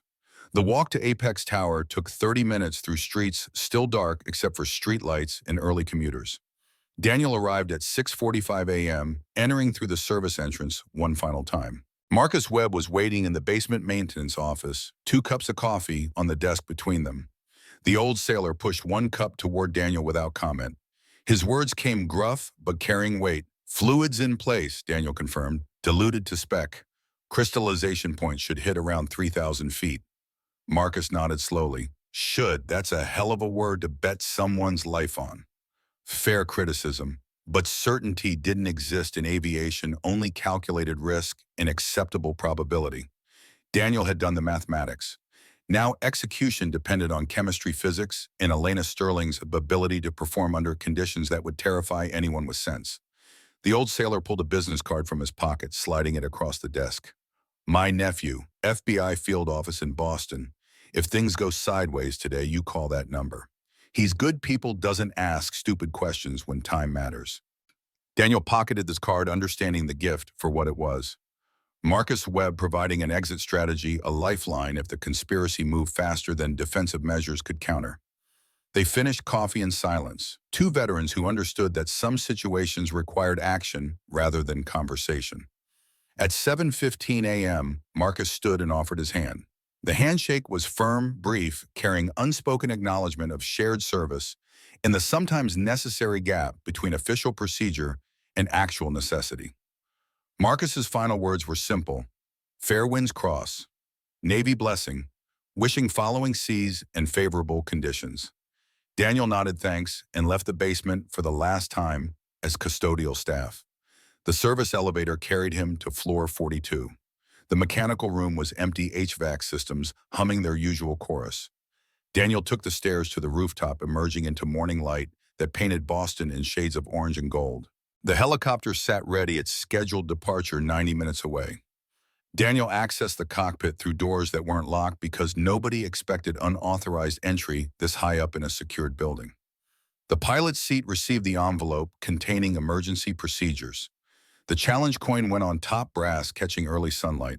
Evidence that someone had been here, that preparation extended beyond sabotage to counter-sabotage, to actual care about whether Elena Sterling survived what was coming. Daniel's phone came out next, voice recorder activated and concealed beneath the co-pilot's seat. Audio documentation of whatever happened during the flight. Evidence for authorities if everything went wrong, or confirmation of conspiracy if everything went right. Then he left the cockpit and positioned himself where he could watch the helipad while remaining invisible to anyone approaching from the building. At 7:50 a.m., Elena emerged onto the rooftop. She wore a designer flight suit that probably cost more than Daniel made in 3 months. Her hair pulled back in practical ponytail that suggested function over fashion. She walked to the helicopter with measured confidence, someone who had flown before and understood pre-flight procedures. But Daniel saw the tension in her shoulders, the way her hands clenched and released involuntary tells. that she was scared despite projecting certainty. Elena climbed into the cockpit and immediately saw the envelope and coin on the pilot's seat. She picked up both, reading the inscription on the challenge coin before opening the envelope. Daniel watched her face change as she read his instructions. The engineering mind processing procedures, understanding implications, recognizing the precision and detail that came from experience rather than theory. She looked around the rooftop, searching for the person who'd left these items. Daniel remained concealed behind the air handling equipment, watching but not revealing himself. Better she thought she was alone. Better she focused on the task ahead rather than the person who'd modified sabotage to give her fighting chance. Elena folded the instructions carefully and placed them in a pocket of her flight suit. The challenge coin went into another pocket kept close like talisman or promise. At 8:10 a.m., Richard Hayes appeared on the rooftop. His appearance was haggard, a man who hadn't slept and probably wouldn't sleep again until whatever he'd set in motion either succeeded or failed catastrophically. His voice carried across wind, "Weather's optimal. You should leave soon. Boston traffic will be heavy when you land." Elena's response was controlled. "I know my schedule, Richard. We take off at 8:25 as planned." Richard circled the helicopter, conducting inspection that looked professional, but was actually verification that sabotage remained in place. He checked the maintenance panel, examining fluid levels through sight glasses without actually sampling the compound inside. Satisfied, he stepped back. "Everything looks perfect. Flight time to Boston is 32 minutes. The Northrop representatives will meet you at the executive terminal at 9:15. Elena nodded, climbing fully into the cockpit and beginning pre-flight checklist. Richard watched for another moment before retreating toward the roof access door. He paused at the threshold, looking back at the helicopter with expression that could have been regret or resignation or simply exhausted acceptance that some choices couldn't be unmade. Then he disappeared inside, leaving Elena alone with aircraft that would betray her at altitude if Daniel's calculations had been wrong. 8:23 a.m. Rotor startup, the turbo shaft engines spooling up with sound that hit Daniel like physical force. Every fiber of his body screamed at him to run, to hide, to be anywhere except near helicopters, whose sounds triggered memories he'd spent 5 years trying to suppress. Fallujah flooded back with sensory clarity. Night vision green. Targeting reticle. White sedan and crosshairs. Children's faces visible through windows at the last second before missile release. Daniel's hands shook violently, his breathing irregular, heart rate climbing toward panic territory. The PTSD was back at full strength without medication to suppress it, every symptom he'd managed to control, suddenly overwhelming his ability to function. But he forced himself to watch anyway. Forced his eyes to track the helicopter as it lifted off rotors, beating air into submission through mechanical advantage and pilot skill.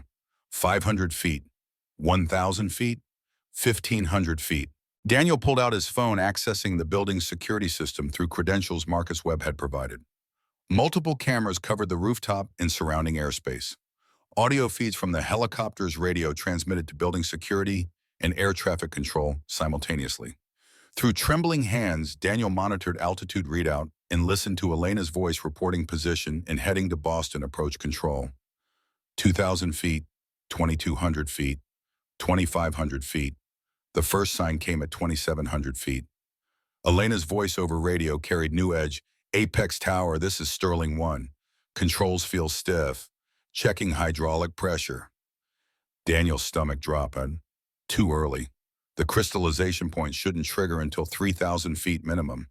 Either his calculations had been wrong or the compound's behavior was less predictable than chemistry suggested. 2,800 feet. Elena's voice again, professional but strained. Hydraulic pressure dropping. Gauge reading 400 psi and falling. Richard Hayes burst onto the rooftop from the access door, phone pressed to his ear. His face was pale expression, horrified rather than satisfied.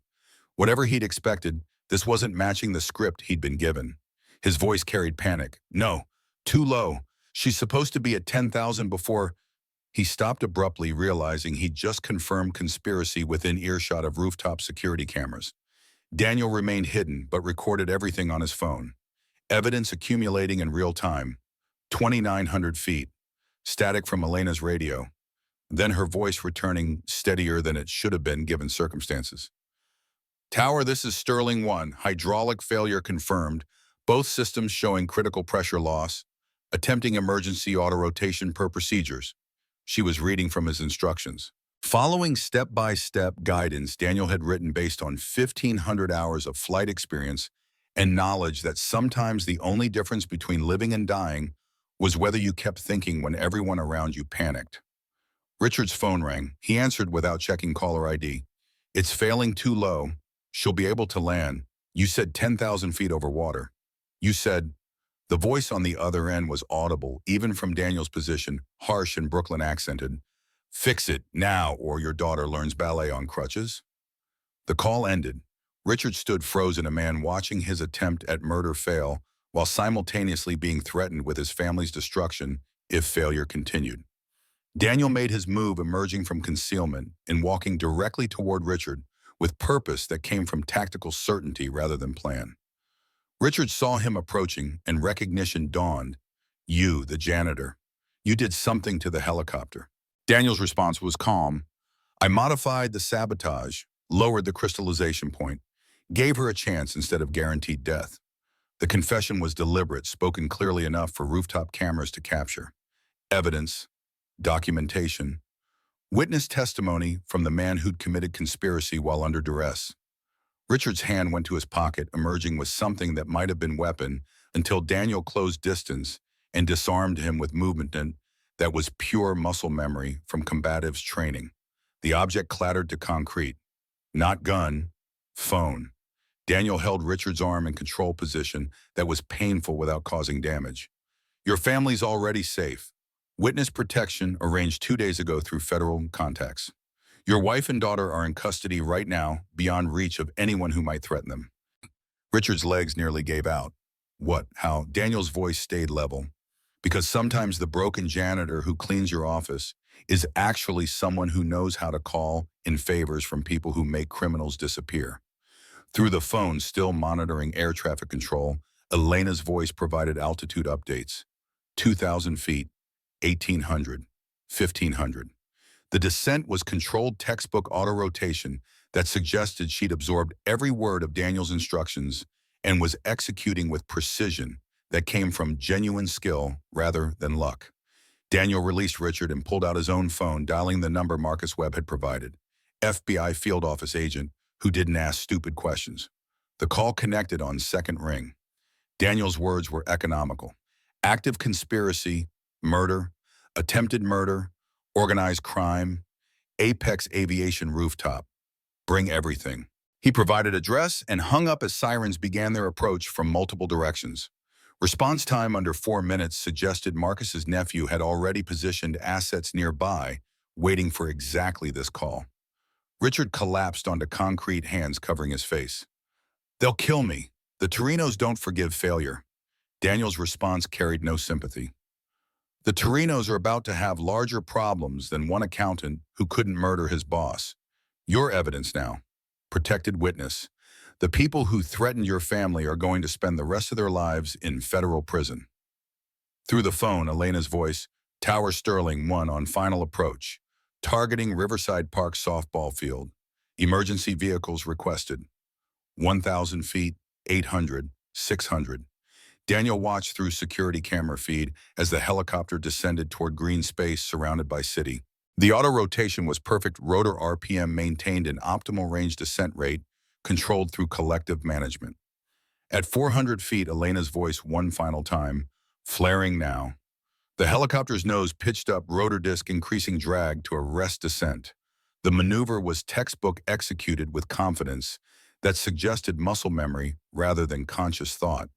Skids touched grass at approximately 5 knots horizontal speed.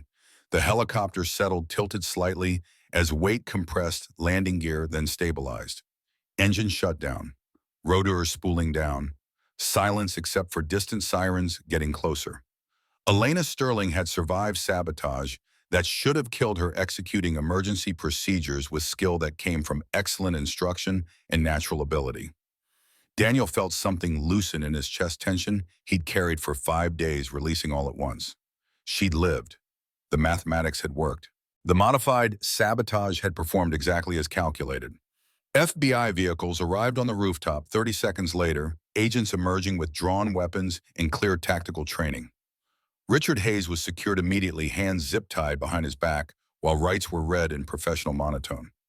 Grace Palmer appeared from the access door, carrying thick folder marked with James Sterling's name. She'd been waiting for exactly this moment, ready to provide documentation that would connect every piece of conspiracy into prosecutable case. She handed the folder directly to the senior FBI agent. James Sterling prepared this before his death.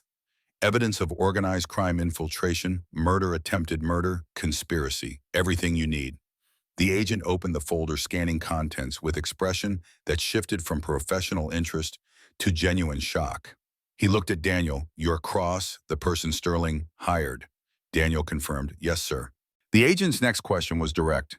"And you modified sabotage rather than removing it because—" Fair question. Daniel's answer was tactical. Removing it would have alerted conspirators. They'd postpone and try again later. Modifying it gave us one chance to catch everyone simultaneously while the crime was in progress. The agent processed this, then nodded slowly. "Risky, but effective. We'll need full statement from you. Everything you know, everything you did, timeline of events." Daniel was prepared for this.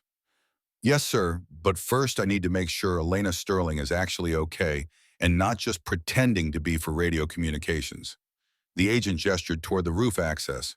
"Go, we'll collect your statement when you return." Daniel found Elena 45 minutes later in Apex Tower's executive boardroom, surrounded by emergency responders who transported her from Riverside Park despite her insistence that she was fine. Paramedics were checking vital signs, while she argued that helicopter crashes she'd walked away from didn't require medical attention. She saw Daniel enter and waved off the paramedics. "Everyone out. I need to speak with Mr. Cross, alone." The room cleared with surprising speed, leaving just Elena and Daniel facing each other across mahogany table that had witnessed 3 years of meetings where he'd been invisible custodial staff. Her first words were simple: "You saved my life." Daniel's response was equally simple: "Your father hired me too." Elena shook her head. "No, you went beyond what he hired you for. You put yourself at risk, revealed capabilities you'd hidden for 3 years. Probably violated multiple laws modifying that sabotage."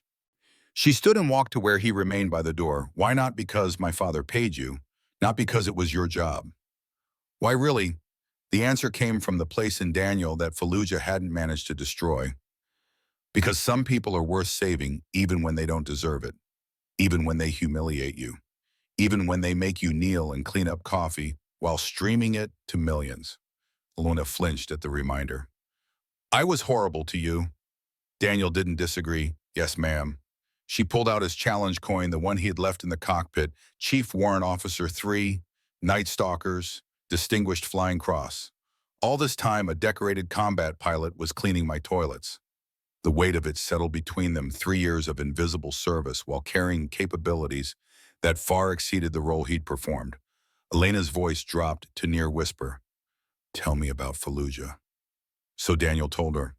Bad intelligence. White sedan, family of 6. Children's faces in night vision green. The explosion, aftermath. Survival of family members, but injuries that would mark them forever. Medical discharge, PTSD. Years of trying to forget what happened when you followed orders and did everything right, but it was still wrong. Elena listened without interruption, her expression shifting through emotions as the story unfolded. When he finished, she was crying. Actual tears running down face that had shown nothing but cold certainty for 3 years. Her words came broken. "And despite carrying that, despite the nightmares and medications and guilt, you still chose to save me. Someone who treated you worse than garbage." Daniel's response was quiet. "Everyone deserves saving, especially people who don't think they need it." Elena moved suddenly, dropping to her knees on the same boardroom floor where she'd once made him kneel to clean spilled coffee. Her voice shook. "I'm sorry, not because you're a war hero, not because you saved me, but because I treated you as less than human, and that's unforgivable." Daniel reached down, taking her arm and pulling her to her feet. "Get up. Kneeling doesn't fix anything. It's just performance for cameras that aren't here." She stood but didn't step back. "Then what does fix it?" Daniel met her eyes directly. Change, real change, not gestures, not apologies, actually becoming someone different than who you were. Elena nodded slowly, understanding settling. My father saw this coming, saw that I'd need someone to show me who I really was beneath the armor. Close enough to truth, he saw a lot of things, including that you were strong enough to survive what he knew was coming. Grace Palmer appeared in the doorway, her expression carrying mixture of relief and exhaustion. FBI wants statements from both of you. Richard Hayes is cooperating fully. Torino family connections are being rolled up as we speak. It's over. But it wasn't over. Not really. This was just the end of immediate threat, the beginning of everything else that would follow. 3 months later, Apex Aviation's main lobby, filled with every employee from executive leadership to custodial staff. Elena stood at podium without notes, her appearance showing signs of transformation that went beyond surface changes. The Ice Queen reputation had thawed. Not disappeared, but modified into something more human, more accessible, more aware of the people whose labor made her success possible. Her speech began with acknowledgement. You've all seen the videos, both of them. Me humiliating Daniel Cross on this very floor, and me discovering he'd saved my life despite having every reason to let me die. The crowd shifted uncomfortably. The viral videos had accumulated 15 million views, collectively becoming case study in corporate cruelty and unlikely redemption. Elena continued, I'm not here to make excuses. I'm here to announce changes, real changes. Effective immediately, all custodial and facility staff receive full benefits, minimum wage of $28 per hour, and educational assistance for anyone seeking additional training. Murmurs rippled through assembled employees. $28 was nearly double what most building service workers earned anywhere in Boston. Her next words carried more weight. Additionally, anyone who treats support staff as inferior will be terminated. No warnings, no second chances. We're going to be the company my father wanted us to be, not the one I turned it into after his death. Daniel watched from the back of the crowd, wearing civilian clothes rather than custodial uniform. He'd been technically unemployed for 3 months, living off savings, while FBI investigation consumed his time with depositions and testimony. Elena's voice pulled him back to present. We're also establishing the James Sterling Foundation with $50 million endowment. Its mission is providing flight training and mental health support to veterans struggling with PTSD and service-related trauma. The announcement hit Daniel harder than expected. His father's name attached to a program designed to help people exactly like him. Veterans who'd lost their wings but not their need to fly. People whose service had broken them in ways that medication couldn't fully address. Elena's eyes found him in the crowd. Daniel Cross, would you come forward, please? Every head turned, 2,000 eyes tracking him as he moved through parted crowd toward podium. Some who'd ignored him for 3 years. Others who'd laughed when Elena humiliated him. All of them now seeing custodial worker revealed as decorated combat pilot. Elena handed him envelope. Your final paycheck as custodial staff, plus 3 years of payments my father made through shell company that you apparently never questioned. Daniel opened the envelope. Check for $340,000. His protest was immediate. I can't accept this. Elena's response was firm. It was always yours. My father just hit it poorly. Consider it back pay for services rendered. Then she shifted tone, addressing the crowd rather than Daniel directly. Mr. Cross is fired from his custodial position effective immediately. Gasps from assembled employees. Daniel felt tension rising before Elena continued. Because I'm offering him position as Chief of Flight Safety, salary $180,000 annually, reporting directly to me, they're responsible for ensuring that what happened to my father never happens to anyone else. The offer was generous, more than generous. It was recognition, validation, public acknowledgement that the man they'd ignored possessed capabilities that exceeded most people in the building. But Daniel had condition, the foundation. I run it, completely. No board of wealthy donors deciding who deserves help. I know these pilots. I know what they need. Elena extended her hand. Deal. They shook while cameras recorded and employees applauded. The moment was genuine, despite its performative elements. 2 people who'd started as CEO and janitor, arriving at something closer to mutual respect. Daniel pulled prescription bottle from his pocket, holding it up for everyone to see. This is sertraline antidepressant. I take it for PTSD. If that makes you uncomfortable working with me, speak now. The silence lasted 3 seconds before voices emerged from the crowd. A young engineer, Prozac, for anxiety. Marketing manager, Lexapro, depression. Operations director, Xanax, panic disorder. One by one, dozens of employees admitted their own struggles, their own medications, their own invisible battles with mental health challenges that professional culture demanded they hide. Elena watched with visible shock. I had no idea. Daniel's response was gentle, because nobody talks about it. We're all supposed to be perfectly functional robots who never struggle, but everyone's fighting something invisible. The moment crystallized into policy. Apex will now cover all mental health treatment, no caps on therapy sessions, no restrictions on medications, no stigma for seeking help. Applause this time was genuine, coming from employees who'd been silently struggling with insurance limitations and benefit caps that made treatment unaffordable. 1 year later, the annual James Sterling Memorial Service filled Apex Tower's rooftop. 67 graduates of the Sterling Foundation attended veterans who'd reclaimed their wings through a program that combined flight training with comprehensive mental health support. Daniel stood at podium wearing his first suit in a decade, looking out over faces that reflected his own journey from broken to functional to something approaching whole. His speech carried weight earned through shared experience. James Sterling hired a janitor, but he saw a soldier. He knew his daughter needed protection, not from external threats, but from herself, from isolation that power creates, from the arrogance that comes from never being challenged. Elena sat in the front row, no longer the Ice Queen CEO, but someone who'd learned that strength came from acknowledging vulnerability rather than hiding it. Daniel continued, everyone's fighting invisible battles: mental health, addiction, trauma, financial desperation, grief. The janitor you ignore might be a war hero. The CEO you hate might be drowning in loss. The accountant might be one threat away from catastrophe. He pulled out his challenge coin, holding it up. This coin says night stalkers don't quit, but I did quit. For 5 years, I quit on myself until someone threw helicopter keys at my feet and accidentally gave me reason to remember who I'd been. Gentle laughter rippled through the crowd.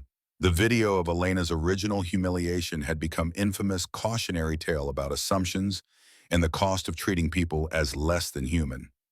Daniel's conclusion was simple. Look beyond uniforms. Look beyond titles. See the human. That's all. Just see the human. Standing ovation, genuine emotion rather than polite obligation.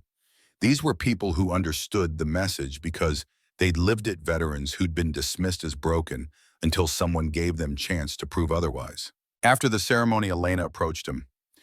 The Pentagon called. They want you back. Full reinstatement.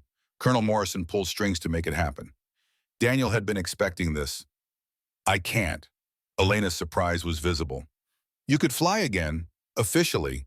Everything you lost returned. His response came from certainty rather than fear. I do fly. Every day, through them. He gestured toward the graduates, 67 veterans, who'd rebuilt lives with foundation support. Teaching is worth more than any flight status. Understanding crossed Elena's face. My father knew you'd say that. His letter predicted it. They walked to the Sikorsky together, the same helicopter that had nearly killed her a year ago. Elena had continued flying, refusing to let fear control her decisions. Daniel had accompanied her on multiple flights, sitting in co-pilot seat, and providing instruction that went beyond technical proficiency into psychology of fear management and operational decision-making. At 3,000 feet, the exact altitude where hydraulic failure had occurred, Elena spoke, I need to tell you something. That day you knelt to clean coffee. I saw something in your eyes, not anger. Pity. Daniel confirmed yes. Her voice carried vulnerability she'd learned to show. You pitied this broken, cruel woman lashing out because her father died and she didn't know how to grieve. The admission hung between them truth that neither had previously articulated. Daniel's response was gentle. Everyone deserves saving, even people who make you kneel, especially them. They need it most. Elena's hands stayed steady on controls, her piloting confident. I love you. not romantically, but the way you love someone who shows you who you really are and who you could become. Daniel checked instruments out of habit. Hydraulic pressure looks good. Small smile. Yeah, me too. They flew in silence while Boston spread below them, city that had witnessed transformation of CEO and janitor into something closer to equals. Not identical, not without remaining distance that professional boundaries required, but fundamentally altered from 3 years ago when one had power and other had nothing but secrets. The landing was textbook perfect. Elena brought them down smooth as commercial airline muscle memory and genuine skill combining into competence that would have made James Sterling proud. As rotors wound down, she asked final question. That first day when I threw the keys, if I'd known who you were, Daniel's answer was honest. You'd have done exactly the same thing. That's who you were. This is who you are. Both were necessary. The distinction mattered. Past and present cruelty and growth. The person she'd been creating space for the person she'd become. 2 years later, the Sterling Foundation had graduated 103 veterans. Daniel still taught, still flew as instructor rather than primary pilot, still took medications, but at reduced dosages that suggested healing was possible, even when complete recovery wasn't. Elena ran Apex with competence that balanced profit with humanity, the company thriving under leadership that recognized people as resources requiring investment rather than expenses requiring minimization. Richard Hayes served reduced sentence in exchange for testimony that dismantled the Torino crime family's operations.